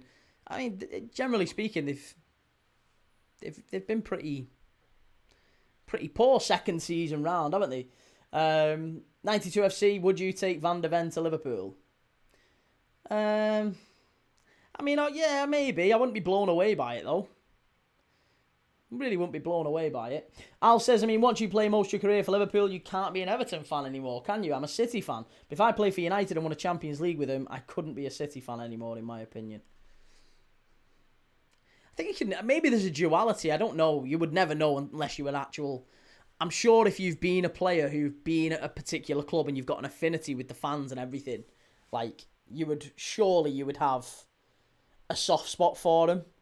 Like, I'm a Liverpool fan, but if I ever had become a Premier League player, I am quite soft and I'm quite emotional. And I imagine, you know, if I had a good relationship with the fans at like Derby County or Sheffield United, they would become my de facto second clubs, and I'd support them as ardently as anyone else. So, yeah, some players do get very attached to clubs, don't they? Look at Bruno and Newcastle. Bruno at Newcastle's one that, you know, he probably had opportunities to leave and chose not to. Briggian CEO says, do you think 70 million for Jackie is fair on an unproven player who plays average? Sounds like you've made your mind up on him already, to be honest, mate. What a Brew says, is it looking like Newcastle are going to get the biggest win margin in a two-legged fixture? They need another 4 goals to equal it. DayTK says, opinions on the Everton ground move. It's been a while now. Do you think it was good or bad? Well, form-wise suggests it's bad. Most teams tend to have a drop-off in home form after they move to a new stadium. In fact, if there's a real correlation between it, actually. If you look at teams, what they did the season before they moved, and then what they did in their first full season in a new ground, generally there is a drop-off. I think West Ham, Southampton, they all had like a 3 to 4 place lower in the Premier League average. So this is why I thought Everton would be around about 15th. Which they still might be. I mean, they're not a million miles off 15th. They're not a million miles off 7th. So all them teams in the middle could all still move around. But yeah, Everton, they've done very well away from home. But yeah, the Hill Dicko's not been a great happy hunting ground for them so far, has it? Big in CEO, he is average. Watch his games and his rating per match. How many Ren matches have you watched this season, mate? Be interested to see how many Ren matches you've watched, or if you've just gone on SofaScore, typed in Jackie and maybe just had a look. Be interested to see. Listen, a real intellectual scout like yourself. It's half time here, and it's going perfectly for Bodo Glimt, isn't it? It's going absolutely how they would want. 0-0, still 3-1 up from the first leg. They are going to be delighted with this. Gamer Guru says anyone would take Van de Ven in their team, and I'm a gooner saying that. I like him. I'm just saying I don't know if I'd want him starting for us. Like, I don't look at Van de Ven and think, absolutely cracking player. I really like him. Like, we've got Jackie, we've got Leone next season. Hopefully, we've got Konate. If I'm dead honest, I would rather Konate than any other realistic signing you could put in our direction. Any other realistic signing you want to throw at us. If you offered me Bastoni or Konate, I'm taking Konate. If you offered me whoever, name me a centre-back that you think Liverpool could realistically sign in this window to replace Konate, I'm still taking Konate. There's nobody else who I would want more than Konate to re-sign a contract, and hopefully he still will. Apparently we've not given up on that happening. Van de Ven is fast, no other outstanding attributes. James says Anthony Gordon or Martinelli already more Champions League goals than Hazard, and people say better than Salah. Anthony Gordon? Oh, you're about Hazard. Joe says, what do you think of the odds of Liverpool making top 4 this season? I think it might be tough now. Yeah, 5 wins in their last 6 games certainly suggests it's going to be a real tough, really, really difficult run for Liverpool. 5 wins in their last 6, it's tough. Al City says, fun fact, Belgian club St. Truden, who's never won a major trophy, are very big in Japan and has a big fan base there because a lot of Japanese players enter Europe through St. Truden. Interesting. Ian Treasure, you can have Kilman for free. Max Kilman. He's shocking. Joe says Van de Ven has a career ender in him. His tackles are awful. And Van de Ven just looks like a player who is done with Spurs, and you feel for him. Flopshot Lewis says, what football are you watching today? Preston are beating Swansea 1-0. We're watching Inter Milan at the minute. Inter Milan 0, Bodo Glimt 0. Should we do a little halftime quiz? What are you thinking? Let's get our little halftime quizzes on. I have got a half decent one for you if you want to meditate on it. So there are 20 players, 20 players who have won the Premier League as the only person from their country to win the Premier League. Hopefully that's a really clear question. There are 20 players who are the only players from their nation to win a Premier League title, to have a Premier League winners medal. Get your answers in the chat. There's only 20. There you go. Naby Keita is right. Naby Keita, I am crew is right. Yep. Guinea. Naby Keita. Park Ji-sung is right. Yeah, Park Ji-sung, only South Korean to win it. Salah and Mane, both right. Salah, the only Egyptian. Mane, the only Senegalese.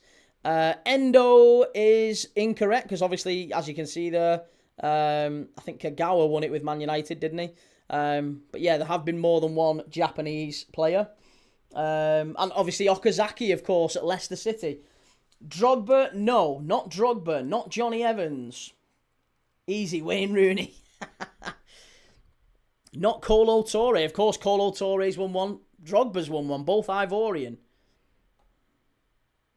Not Essien, no. There's been multiple Ghanaians.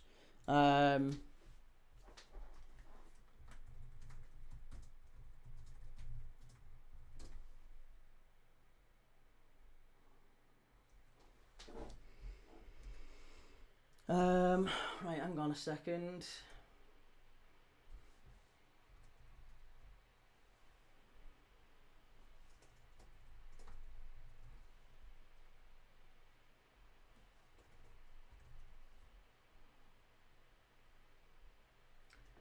So, Essien and Amati, by the way. Amati's the other Ghanaian who's won it.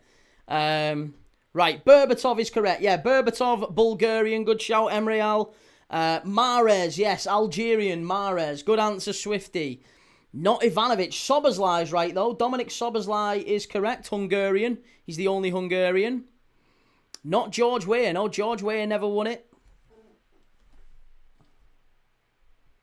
Who else? Tsimikas. Yeah, good answer. Corbal Voodoo says Tsimikas is the only Greek to win it. Not Mkhitaryan, no.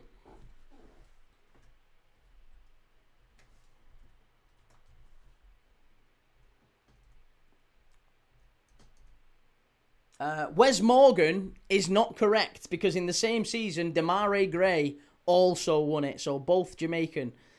Christopher Ray. Yeah, Christopher Ray is right. He won it with Arsenal. Liberian Christopher Ray. We've got Park Ji-sung. Not Diaz. No, not Diaz. Not Shaqiri. No, there has been other Swiss players to win it. I thought Drogba was from Ghana. Not Edin Dzeko. No, there have been other Bosnians. Dwight York is correct, though. The only Trinidadian. Chicharito is right. Yeah, Mexican. Good answer. I am Crute. Sorry. Raul Imbre. It was Raul Imbre with the answer there. Not Christian Fuchs. No, there have been other Austrians. So far, you've got Mane, you've got Chicharito, you've got Ray, Park, York, Szoboszlai, Naby Keita, Kostas Tsimikas, Mo Salah, Dimitar Berbatov, and Mahrez. Antonio Valencia. There you go. Ecuadorian. Good answer, Bov. It's Luke says Matip, was he said at the start. It's not Matip. No, there have been other Cameroonians who've won it. Lauren, of course. Lauren was Cameroonian. Not Kusanov. Kusanov hasn't won one yet. I'm sure he will do. Maybe he'll win one this season, but he hasn't won one yet. Ida Good Johnson. Good answer, Brendan. Yeah, good. Ida Good Johnson, Icelandic. The only Icelandic player to win it. Sura says Luis Diaz. What is the only other Colombian to have won it? The other Colombian is Juan Cuadrado for Chelsea is the other Colombian. Big in CEO, Stepanovs, yeah, Igor Stepanovs, Latvian, the only Latvian to win it. Igor Stepanovs with Arsenal.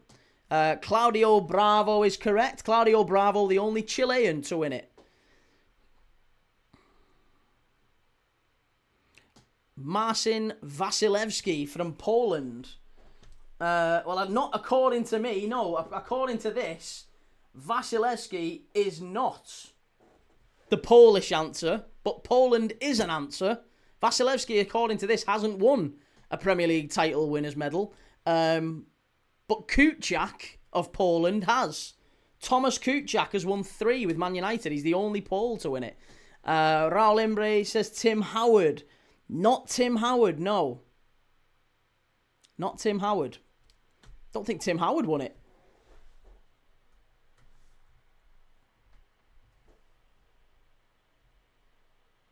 Yeah, there's only one USA player to win it. Not Dejan Lovren. There've been multiple Croatians to win it.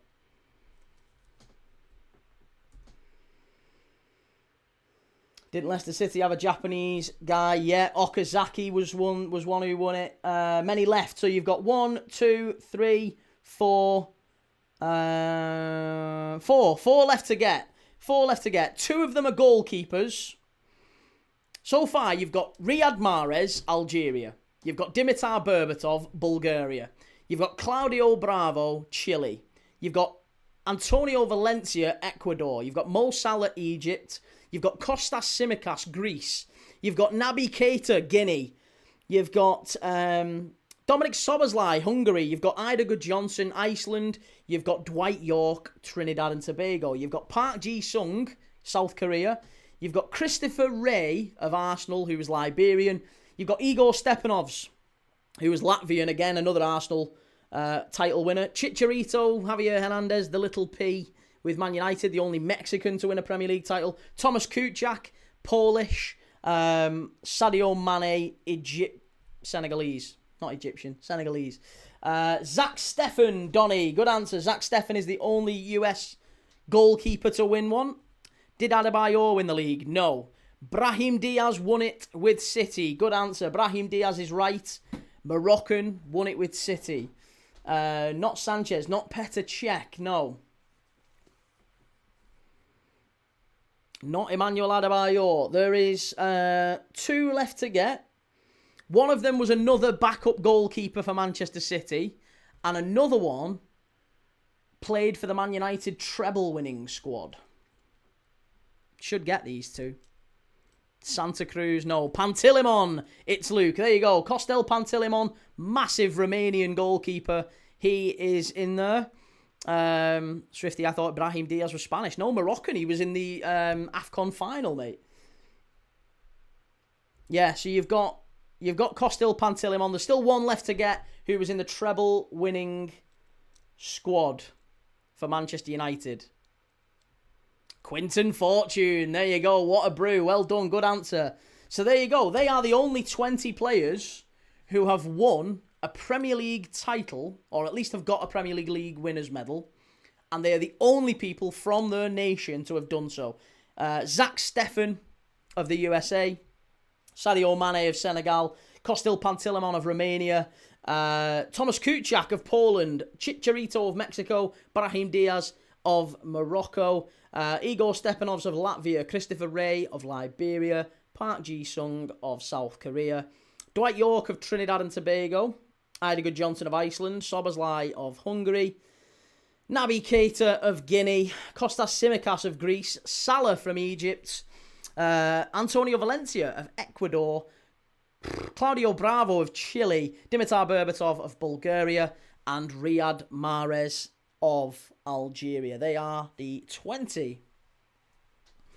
Mark Schwarzer, according to this, didn't qualify for one. There's quite a few who've thrown in, let's have a look at Vasilevsky, because I think that one might be a curveball.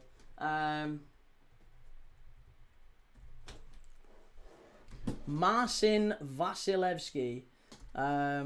Let's have a look if he qualified. No, Marcin Vasilevsky was not playing in the Leicester City Premier League title-winning. He didn't qualify. Apparently, he only made 4 appearances in the title-winning era. So, yeah, didn't get a league winners medal. I am Crute says, will there be anyone else this season at Arsenal or City who'd make that list? Surely Kusanov. That's a good question, actually. Yeah, who would potentially make that list? Trying to think of players from maybe not rogue nations, but you know what I mean. Players who have there been many Swedes who've won it? I think there've been quite a few Swedes actually. I mean Henrik Larsson's won it, of course. So yeah, not Gyökeres. I bet Semenyo, maybe. Oh no, Semenyo's Ghana as well, isn't he? SEN. Yeah, I don't know. I mean, Omar Marmoush. If Omar Marmoush wins it, then Salah comes off it, doesn't he? So it might well be that. What a brew says Quinton Fortune's the Reading gaffer before Paul Ince.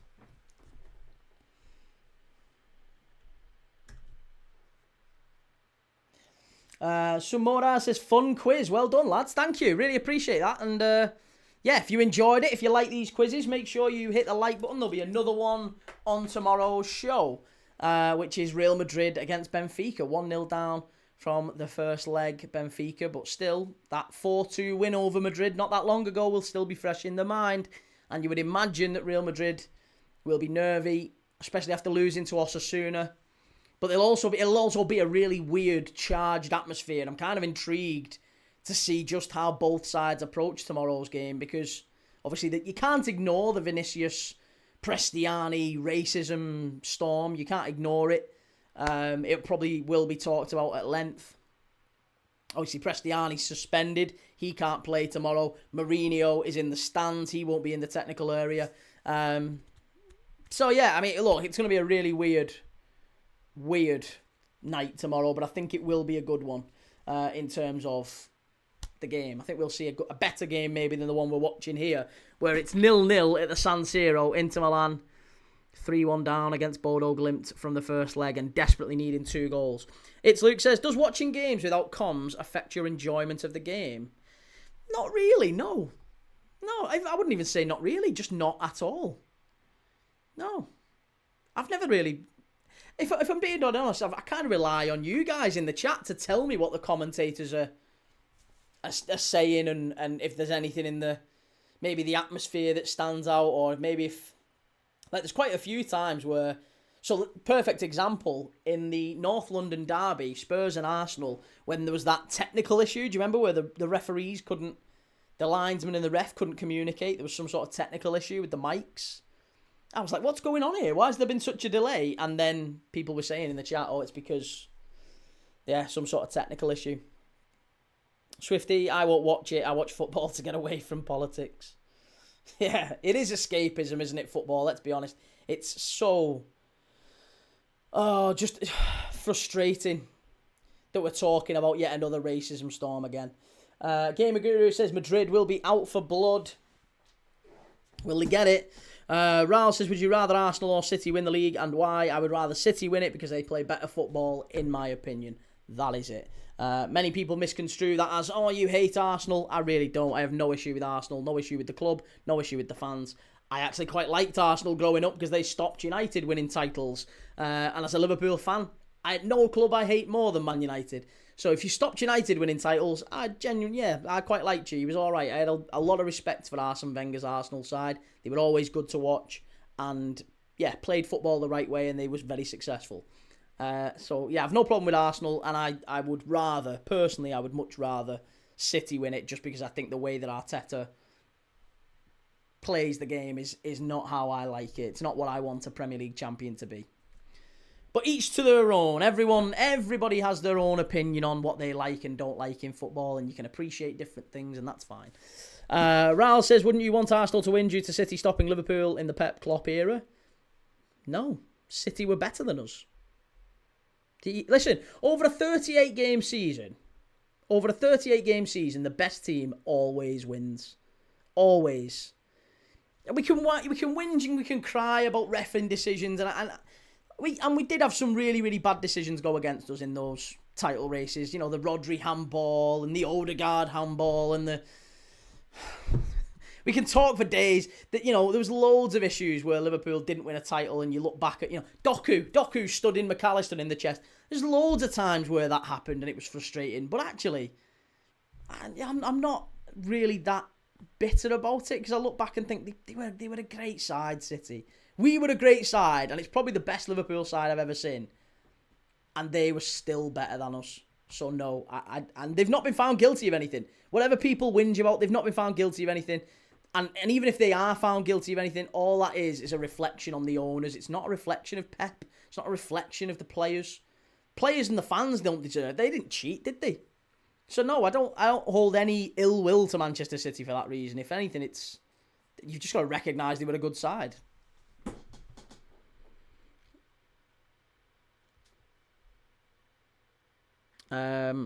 Saw the fact earlier that a relegated team from the Prem bringing 120 million in TV rights in League and it's for.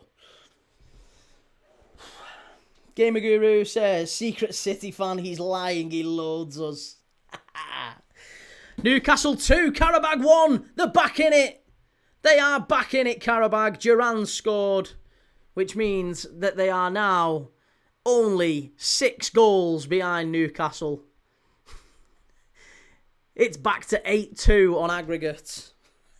I am Knutsen says, do you think United make top 4-5? I reckon they're a shoe-in now and Chelsea miss out. No, whenever everyone says that, I always look at and go, who do you think? Do you think Villa are finishing above United, Chelsea and Liverpool? Behave yourself. Villa can't buy a win at the minute. T Bliss says, do you rate the Invincibles as an achievement? It seems many don't nowadays. Listen, they won the title. I don't necessarily... Whenever I think of the Invincibles, I don't look at it as that was the achievement. I just think of them as a really, really good side. I don't think of it like, wow, they went invincible for a whole season. Nah, that doesn't really matter. They got 12 draws, mate. And they were quite lucky in some of them games. Put it this way, right? This is the thing. Whenever anyone says to me, especially Arsenal fans, do you rate the Invincibles thing as a big achievement? If they'd lost one, would that have made them any less of a great team? It wouldn't, would it? Wouldn't have changed the thing. Wouldn't have changed anything. They drew with Portsmouth, and it was the biggest dive ever. If you watch back that game, it was a massive. And to be fair, the same with the United game. But either way, it was a really, really big moment in the whole season. And whatever way you want to dress it up, I think that was a great Arsenal side, whether they went unbeaten or not. Wazza says, carry a bag just scored. Villa are strange to predict. They could finish third, Key. Villa have lost against Brentford at home with 10 men. They've lost against Everton at home. They've lost against Newcastle at home in the Cup. They should have been beaten by Leeds at the weekend at home. They drew with Bournemouth. They've been all over the place, Villa, for about a month now. They can't buy a win. They've been all over the place, and I don't look at Villa now and think they are certainties for the top 5, top 6.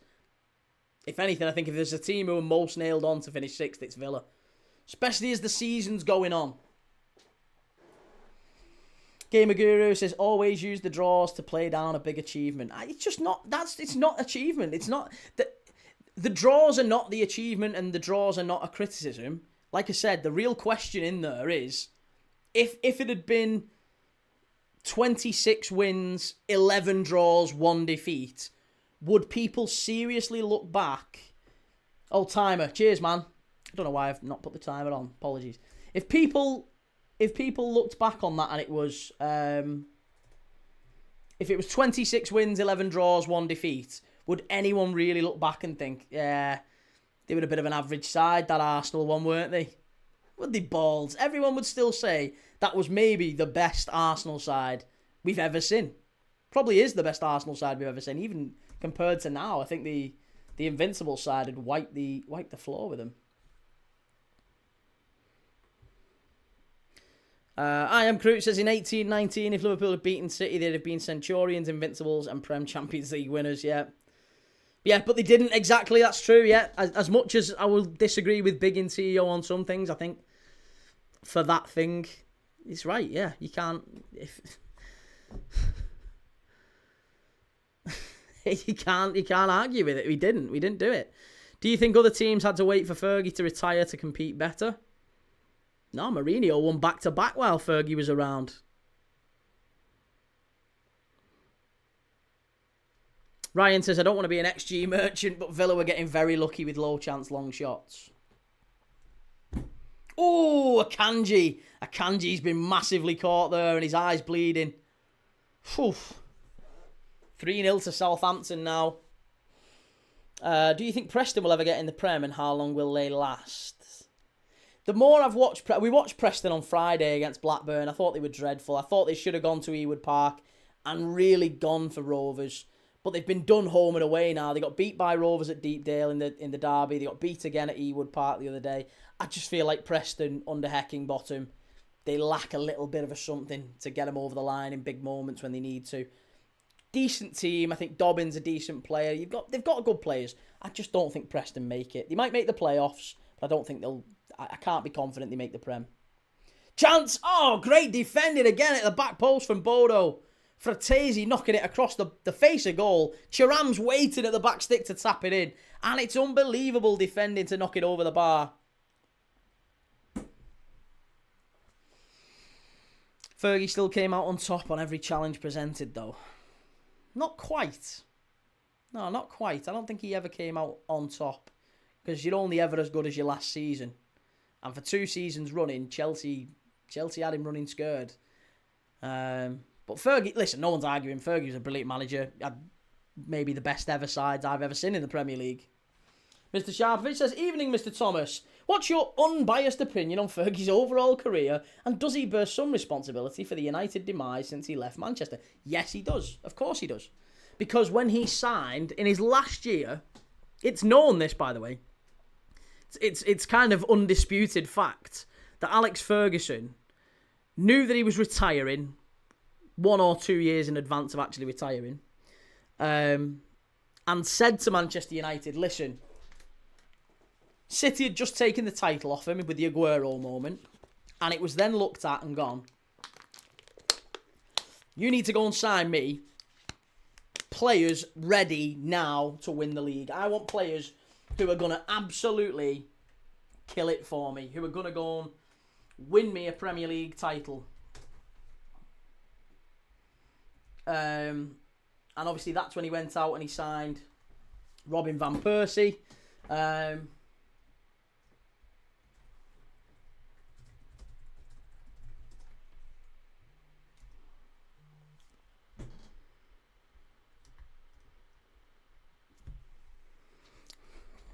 Divine Mukasa, 3 assists, 2 goals in 5 games for City. 3-2, Karabag are back in it.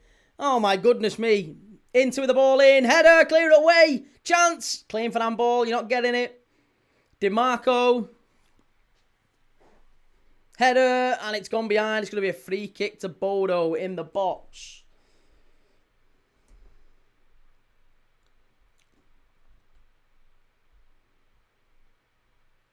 Yeah, transfers in.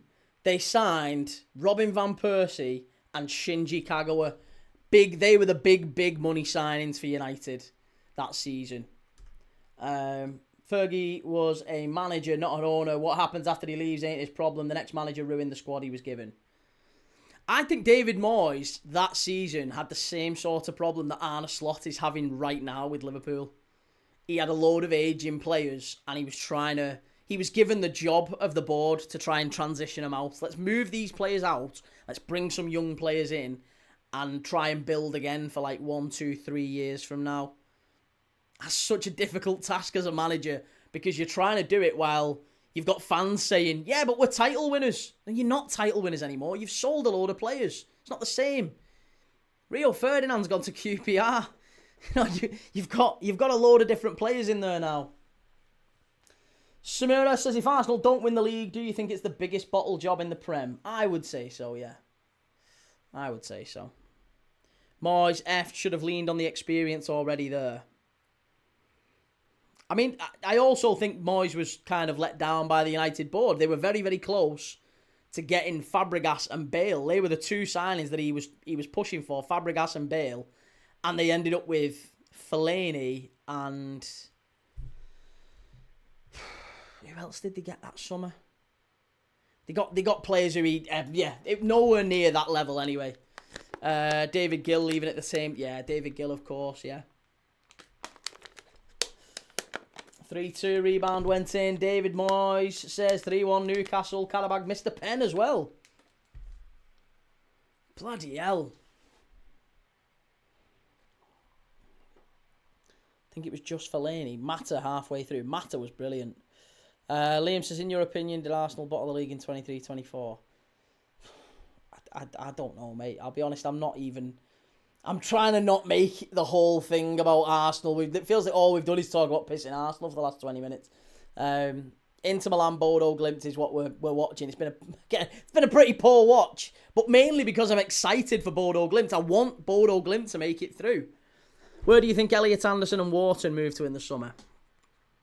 Liverpool and City, or maybe United. If United get Champions League, there's a chance, there's a real chance that maybe Wharton not Wharton. I think Wharton's already coming to Liverpool. Apparently that's already been agreed. How true it is, I don't know, but apparently Wharton's already gone.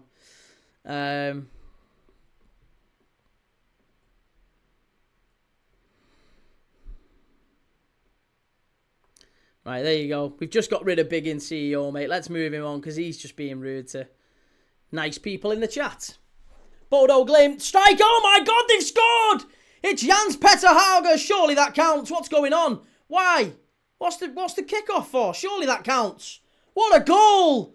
Bastoni's freaking out. I don't know why. It's 1-0 Bodo Glimt. This is not meant to happen. It's 4-1. Oh my God. It's an absolute calamity. I just looked up and they were through. It's there.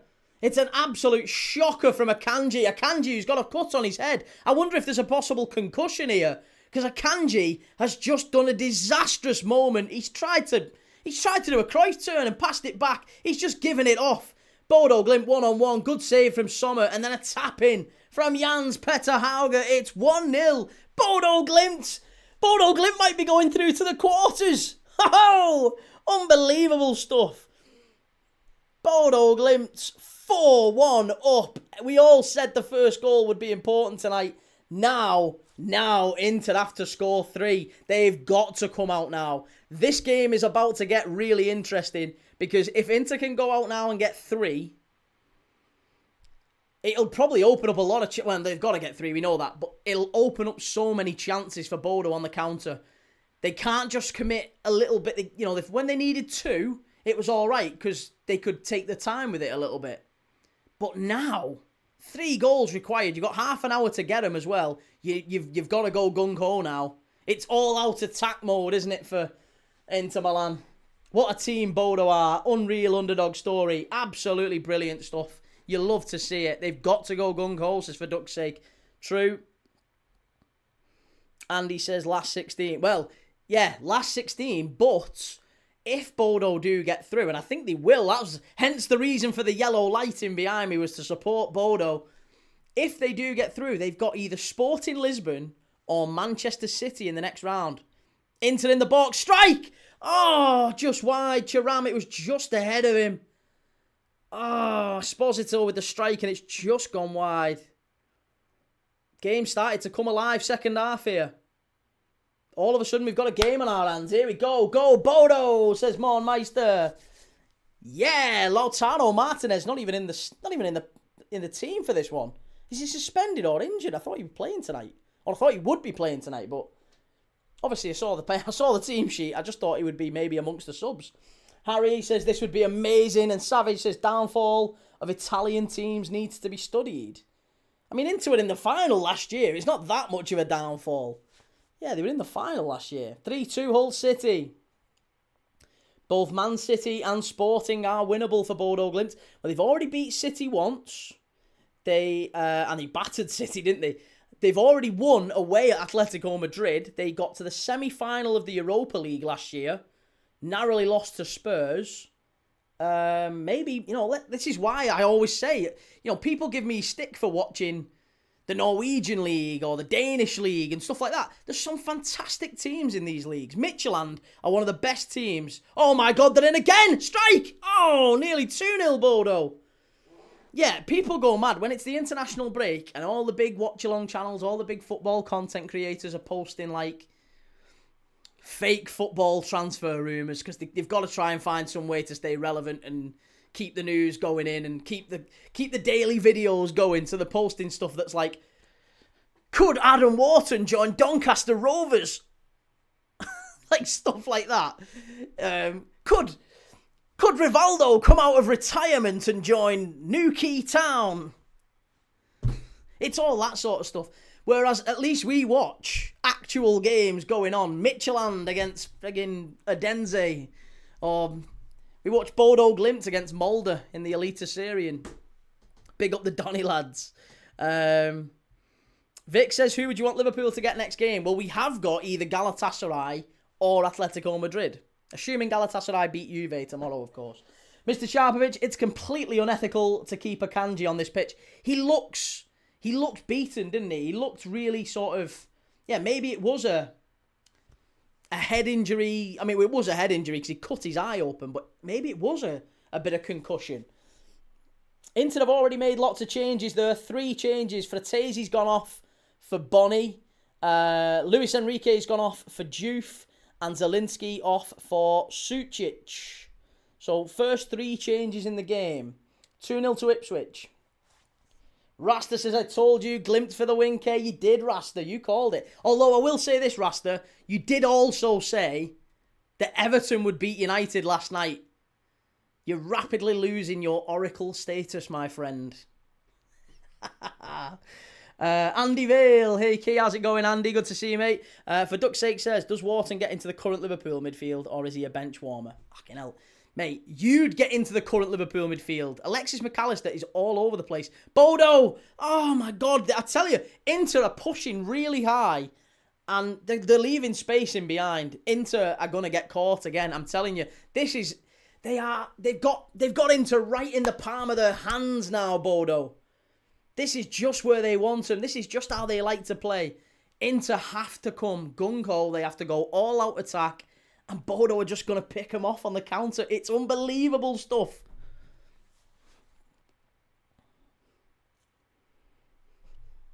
Bodo Glimt, dark horses, yeah. Competition dark horses. Ball in. Out to the edge of the box. Hit it. Strike. 2 points for Wigan. Oh, it's just a great night, this, if Bodo Glimt can go through. Champions League story of the year. Bodo Glimt knocking out friggin' last year's finalists. Who'd have said it? Who'd have thunk it?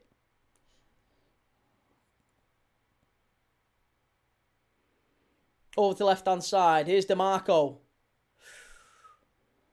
Out to the edge of the box with... It's gone back out to Bissek. Kasper Hogg's next club's going to be fantastic for him. He can't settle for Norwich. Well, I think there's a fair few players who'll get a move off the back of this Bodo Glimt run. Kasper Hogg's one of them, but Patrick Berg, Jans Petter Hager as well, who scored the goal. It might well be him as well.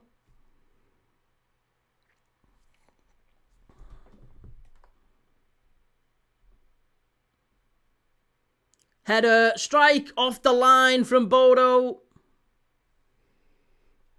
Sir, please can we smash the like button, and if you're new, can you also please subscribe? Thank you very much, sir. Yeah, listen, if you like watch-alongs, if you enjoy this sort of stuff, if you like a quiz, then, you know, all good. Make sure you've liked, make sure you've followed, make sure you've subbed. Casper, for duck's sake, where are we up to? Cam, I feel like I've just fucked up your mood there. Eh? Oh, sorry, I didn't see the early comment. Why are you chatting like you're a professional punter? A professional punter? What? I don't gamble. Well, I shouldn't really use the G word on here. We'll get banned. Yeah, I've not got anything. You know, no flutters on this or anything like that. But I watch a lot of footy, mate. I watch a lot of footy. King Sloth, what's the score, Key? It is 1-0 to Bodo Glimt, 4-1 to Bodo on aggregate. Bodo winning in Milan. I don't think anyone would have predicted this tonight. In fact, 57% of the chat, 68% of the chat did not think Bodo Glimt would not get a result or would get a result tonight. Only having a laugh, G. Good lad. That's what we're here for, mate. I've not seen a team tear City apart like Bodo did this season. They could have had 7. Yeah, it was a bad performance from City, but you've got to give credit to Bodo, haven't you? Inquiz says there's more people in the stadium than there's people living in Bodo, by the way. It's only a very small town. It's Glimt, isn't it? That's the place. Glimt is the town in Norway. Adam says, Key, this guy's about 6 accounts. I've banned 2 now, mate. He'll probably come back. It's all right. I mean, listen, anyone who's got 6 accounts and just keeps flying back in, just let him be. We'll spot him again. It's all good. Cam Khan says, you wind up my fan base as much as the positive Arsenal fans do. I'm an Arsenal fan. It's bizarre, mate. Honestly, for a Liverpool fan, you'd be surprised how many Everton, United and Arsenal fans make up the chat we've got here. Like, it's not a fan channel. It's not like when you go and watch AFTV, it's all Arsenal fans or Stretford Paddock or Redmen TV or whatever. We've got a nice mix in the chat. It's good fun. It's all good fun. Rasta says, I lost 1K United game. I don't know what happened to Everton. Maybe it's because you're a Liverpool fan. Oh, you can't blame me for that one. You're the Oracle, mate. You should know better. You tell me you get them all right. Bodo is the town. Glimt is just the club name. Is it really? Oh, I apologise then. I thought Glimt was the town. I stand corrected, said the man in the orthopaedic shoes. You rattle Eagle the most. That's enough. Do I? I didn't even know Eagle... Has Eagle spoke about me? I don't know. I have no idea who it says anything about. Yeah, I've no idea, mate. I've no idea. I've not seen anything about it. Someone sent me a clip the other day saying, is it Arseblog? They had a clip of me or something on Patreon, and they spent a few minutes speaking about me, so that was nice. No such thing as bad press, eh? Oh, off the line! Oh my God, it's off the line! It's off the post and off the line! Esposito, very nearly 1-1. Kingsloth can't wait for the new manager next season. Had enough of tacticless Carrick. Finna says, most teams want to be away first leg, but the Bodo Glimt think that would be, anyone would want to be away second leg. And 3-star says, results like this can only give smaller clubs hope and show anything can be achieved with hard graft on the pitch. Yes. DC says, fair play, you gave United the credit for that good goal yesterday. Yeah, it was a good counter-attacking goal. Great pass from Cunha. And Burmo with a great layoff. I just thought the defence from Everton was pretty poor as well. But yeah, no, they did well. It's a good goal. Poor performance from Everton and an overall pretty flat game. Gamer Guru says, will Inter refund their fans for Bodo playing better football and winning? I doubt it somehow. Glimt means spark, apparently, in Norwegian. Does it really? Brady says, did you hear it? Looks like Mastantuono will be going out on loan. I didn't hear that. Inter into the box, pull it back. Strike, DeMarco over the bar. Should do better there, Inter. Should do better. Was from a corner though. Sesko was lightning quick on that run. Yeah, Sesko was rapid. But still, Everton, really? Did they need to commit that many bodies forward? I thought it was poor, that. Did United deserve to win last night? Yes. Yeah, they did. They did deserve to win. I can't argue against it. I'd love to. I'd love to say, no, they were crap and what. Nah, they deserve to win. They did deserve to win. It's Luke says it's definitely not Inter's night. No, it isn't. And there's another game we won't be watching tomorrow. Stuttgart against Celtic tomorrow, 5 p.m. Stuttgart 4-1 up from the first leg at Parkhead. We watched that game. Stuttgart were 3-1 up after 55 minutes, I think, at Parkhead. And it could have been 4-5-1 up in the end. So, yeah, Celtic already out pretty much going to Germany for the second leg. The one that we're going to be watching tomorrow is... Not tomorrow, sorry, Thursday. Tomorrow we're watching Real Madrid against Benfica. That'll be a massive one, the whole Prestiani thing. That'll be a huge game. So if you want to watch that with us, make sure you've liked, make sure you've subscribed. There'll be another quiz coming along for that one, of course. Multiple quizzes for that one. I'll be live at 7 o'clock again, same time for tomorrow's show. But Real Madrid against Benfica. Thursday we're doing Crystal Palace against Zrinjski Mostar in the Europa Conference League knockout stage. 1-1 from the first leg, delicately poised. Again, a little bit like this, there's a little bit of jeopardy. Palace are all over the place this season. They drew 1-1 in Bosnia. If Zrinjski Mostar come and manage to get a result, same as, look, Coops Kuopio got a point at Selhurst Park, didn't they? The Finnish side. If they can get a point, I'm sure that Zrinjski Mostar can as well. Inter's mental going downhill as the minutes pass. Strike! It's 2! Oh my goodness me, it's 2-0! It's there! What are we seeing? It's incredible! It's absolutely incredible! Inter Milan 0, Bodo Glimt 2. They've beaten them home and away! Oh, it's shocking! Kjetil Knutsen, the Bodo boss. Look at him. He's got a smile as wide as Oslo. Unbelievable ball in from the right-hand side. What a touch and what a finish that is. Again, Jens Petter Hauge with the one. He scored the first goal. He set up the second. It's a great ball in, but what a touch that is from Hakon Evjen. Hauge with the goal and now an assist. What a ball in. The ex-AC Milan player coming back to haunt Inter Milan. Jens Petter Hauge with a goal and assist, but what a finish that is. That's some goal. That is some goal from Evjen. There you go, Champions League winners incoming. What an attack that was. Oh, just sensational. And look at Inter. The players have got their hands in there. They just can't believe it.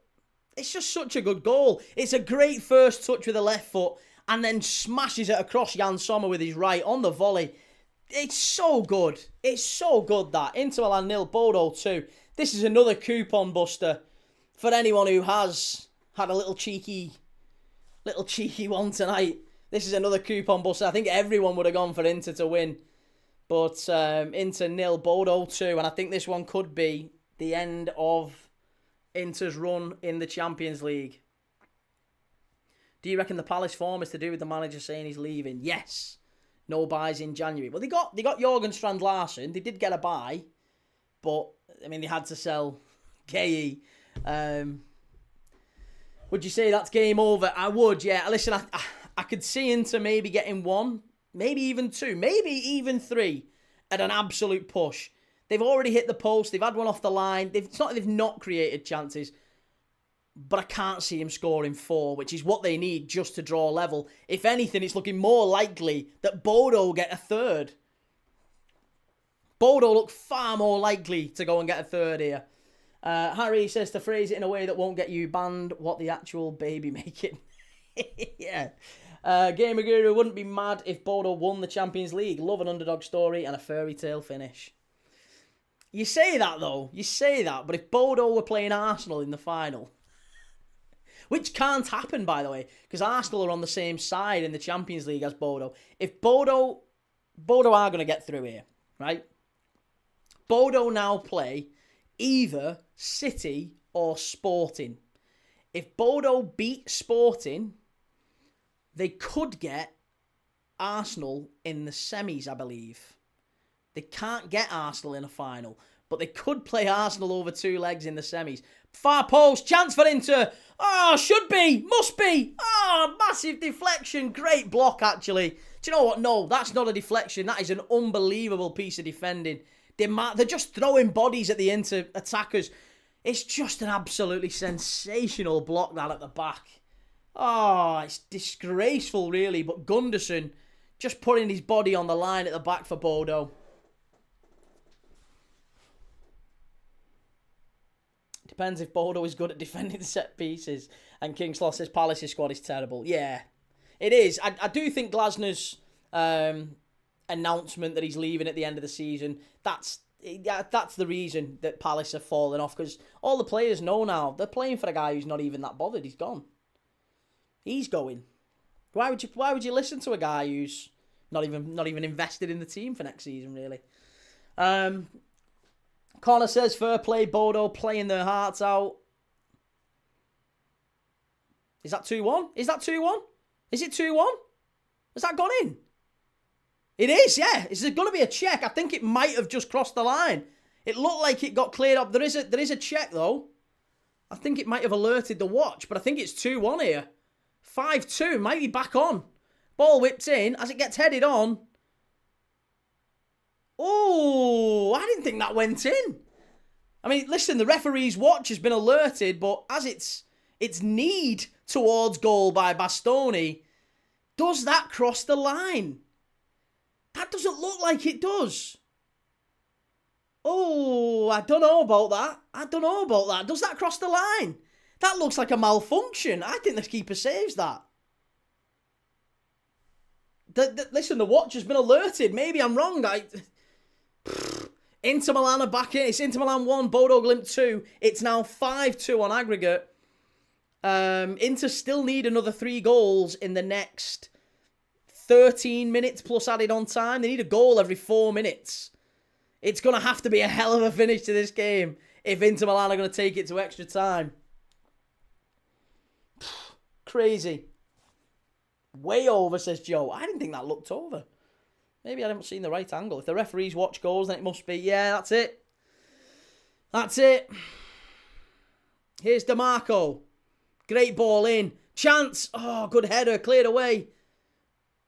And now Bodo on the counter. This could be where they kill it off, though. Good ball. Bodo are in. They're in. Go on, lad. Oh, that's a foul. Surely. Ref. Oh, I thought that might have been a red card for the Kanji. They were clean through. That was sketchy. It was in by millimetres. It didn't look right, that, did it? 3-star says the Olympic flame extinguished on Sunday in Milan. And tonight into Champions League hopes going the same way. Yeah. Ball whipped in, far post. Bodo can't quite get it clear. Big last 10-15 here in the San Siro. Into far post. Out for a goal kick.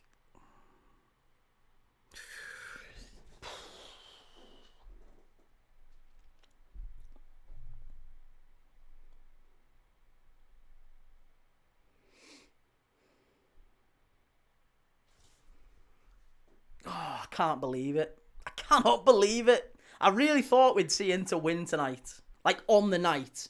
I didn't know if it would be enough to get them through, but I was certain they would at least win on the night. For Bodo to win home and away against Inter Milan is like that.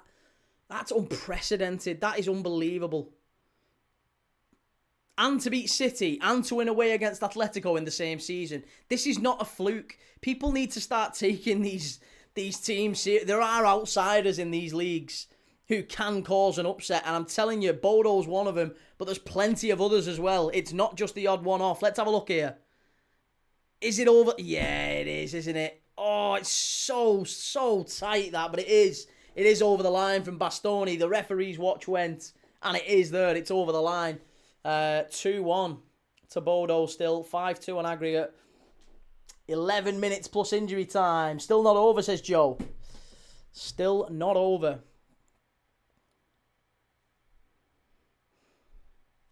Free kick to Bodo. Let me just grab a water very quick. Hang on.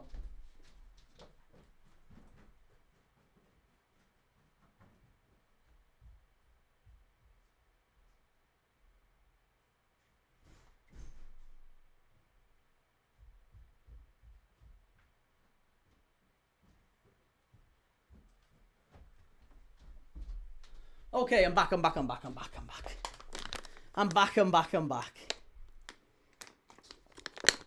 Inter, pull the ball back. It's going to be a corner. Corner to Inter. It's 3-2 in Newcastle to Karabakh. Still 0-0 in Leverkusen. 2-0 to Leverkusen on aggregate. I think that one's done. Mr. Sharpovic, I've seen some shameful defeats at the San Siro, but this is up there. Ball whipped in. Oh, just over from Inter. Marcus Thuram.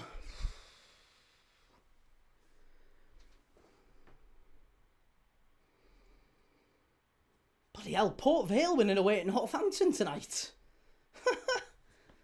Blackburn 1, Bristol City 2. Blackburn just can't buy it at the minute, can they? They win late on against Preston. Throw it away against Bristol City. Hull 4, Derby 2. Borough 1, Leicester 1. That's a big result at the top of the table for Borough, isn't it? Saltner's coming on here now. Inquiry says it's very much over for Inter. Bodo a specialist on the counter-attack as Inter throw more off the offence. It leaves more open for the counter. Yeah, I mean, to be honest, it does look more likely that Bodo get a third rather than Inter get an equaliser, doesn't it? Where does that leave the championship table now? Borough are 2 points behind Coventry and they've played a game more. And they've now played 2 games more than Ipswich and are only 6 points ahead. If Ipswich somehow win their 2 games in hand, they overtake Borough. Teaching Tony, my parlay's cooked. It happens, mate. Joe says, are Cov playing tonight? No, not Coventry. Coventry play, is it tomorrow? Yeah, tomorrow against Sheffield United. Away, it's at Bramall Lane, I think. And Ipswich lost, obviously, against Wrexham the other day. And they've won tonight against Watford. Yeah, they've won away against Watford 2-0. So, Ipswich very much looking like they'll overtake Borough. Coventry have had you right, they do, yeah. What was the Wrexham score? The Wrexham score tonight was 2-1 against Pompey. Southampton 5, QPR 0, Wrexham 2, Pompey 1, West Brom 1, Charlton 1. West Brom have at least arrested the slide. Watford 0, Ipswich 2, Swansea 1, Preston 1, Borough 1, Leicester 1. That's a disappointing result for that Kim Hellberg, isn't it? Hull 4, Derby 2, Blackburn 1, Bristol City 2. Mr. Maranakis' European hopes are now all on Forest. Yeah, Olympiacos out. 7 minutes left here at the San Siro. Inter need 3. 7 minutes plus added time. Inter need 3. Can they get anywhere near 3? I don't think they can.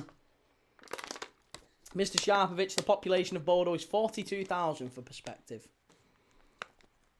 Yeah, it's a great success story, isn't it? I mean, it's a brilliant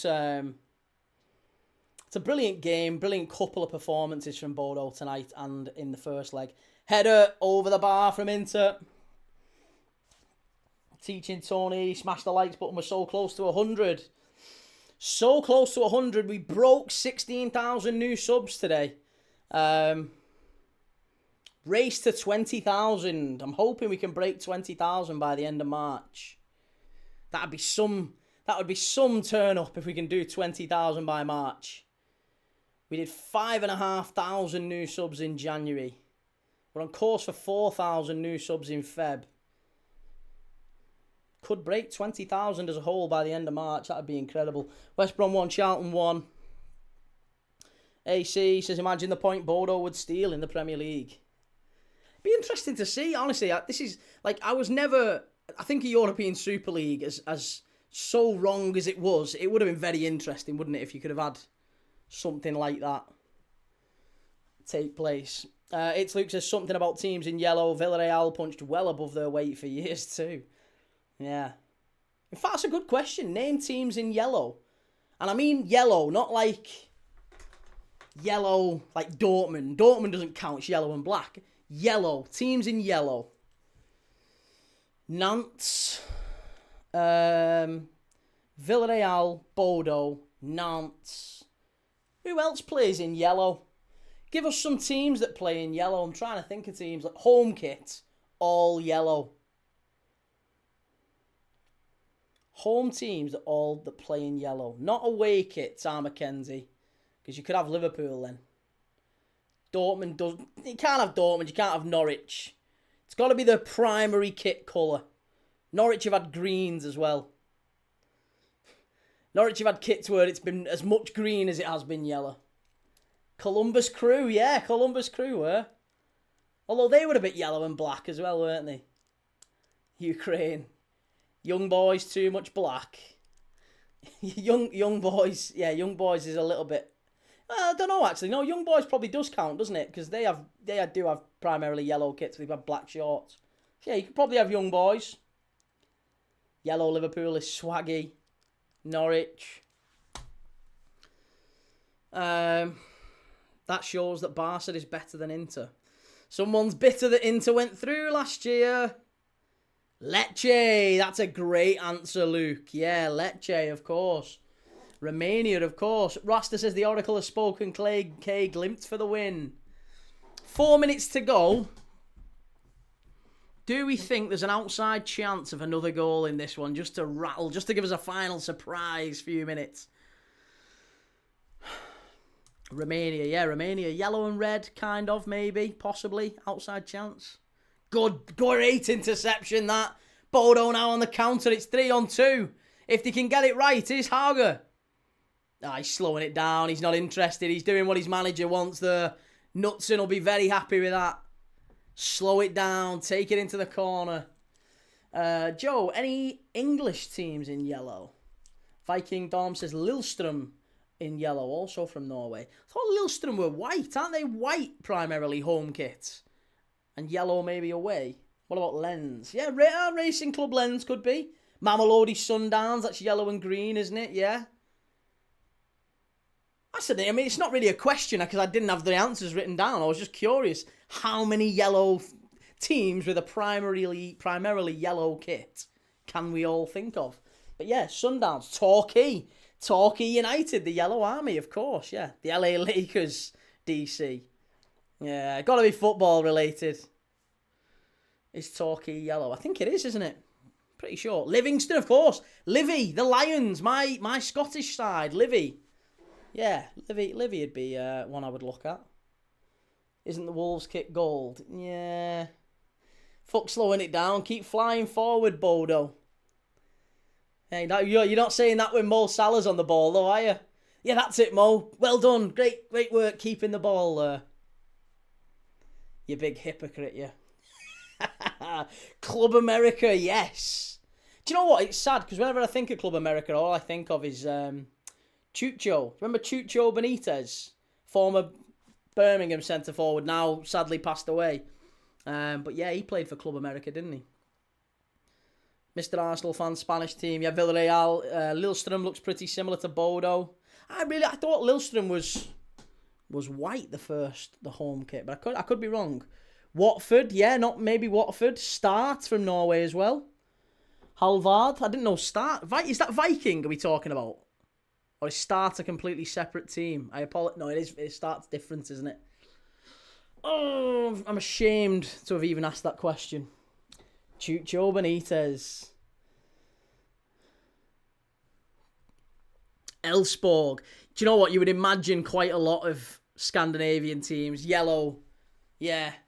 Isn't AIK Stockholm? I'm sure they are. They're yellow. But Elfsborg, not bad. Viking is Stavanger, yeah. Kaiser Chiefs are already mentioned. Mamelodi Sundowns has been mentioned, not the Kaiser Chiefs. I didn't know Kaiser Chiefs played in yellow. Inter ball in. And it's gone behind. It's going to be a goal kick. Great defending again. Oxford United, of course. We just need to get Salah back on free kicks and abandon this Szoboszlai experiment. Rob Hill says, I still have Arsenal v Liverpool, January 98, Sky Sports broadcast on VHS. Trust me, that McMahon goal. McMahon? What are you on about McManaman? McManaman goal in 98. That would make sense. Unless you mean 88. Could be 88 McMahon goal. But 98 is... I think I know the one you're talking about at Highbury, where he volleys it in at the same end where Henry scored past Barthez. VV Venlo. Oh, of course. Are they in the Eerste Divisie now, Venlo? VV Venlo, yeah. There's a few Dutch teams as well. Barcelona in Ecuador, yeah. Barcelona, Guayaquil, isn't it then? Are you doing Friday night football, Villa v Wolves? I am, Julius, of course. The next few days are Real Madrid against Benfica tomorrow. Palace against Zrinski Mostar on Thursday. Wolves v Villa on Friday. Saturday we're doing Liverpool West Ham, followed by Leeds against Man City. Sunday we're doing Man United Crystal Palace, followed by Arsenal Chelsea. Yeah, baby. Volsisium says, I was cleaning dishes and my mum asked if I was finished, so I replied, Serie A. She instantly knew they were washed.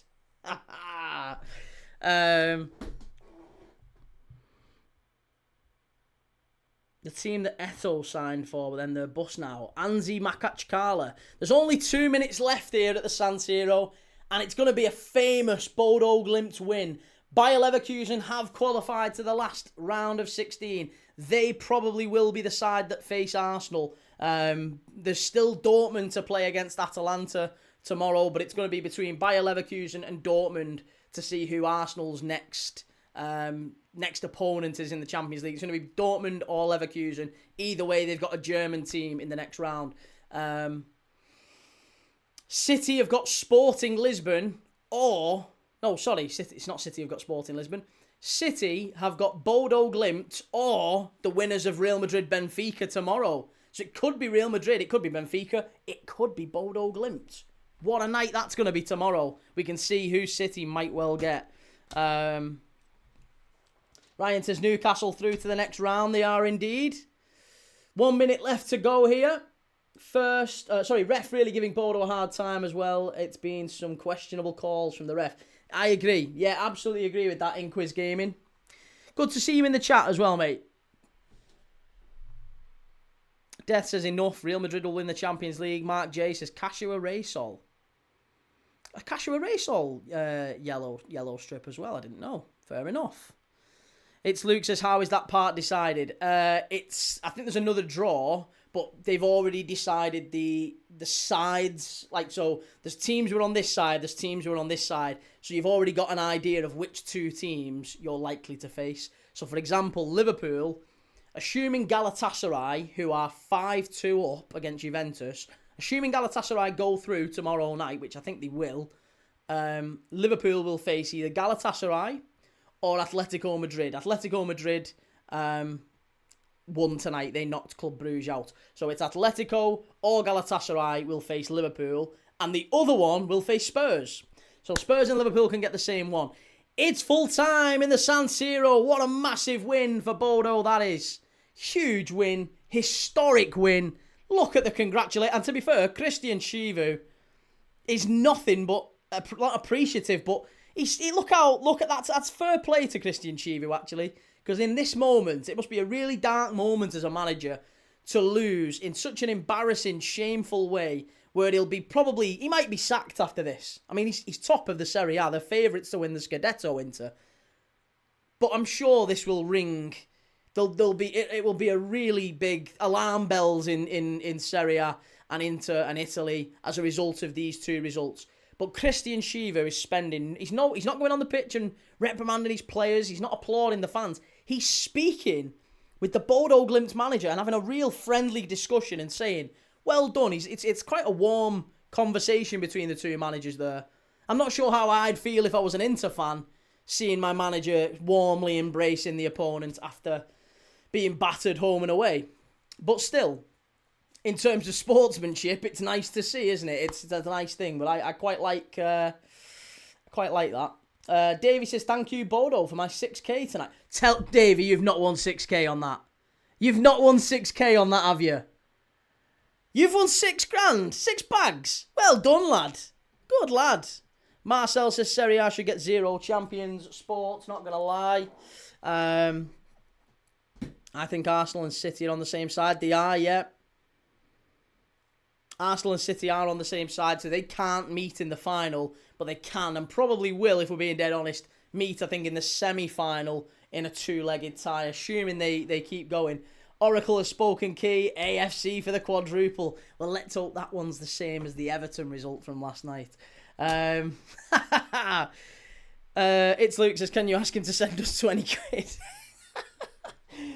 Rohale says 6k. What? Apparently, yeah. Apparently, Davey has won 6 grand on Bodo tonight. Well done.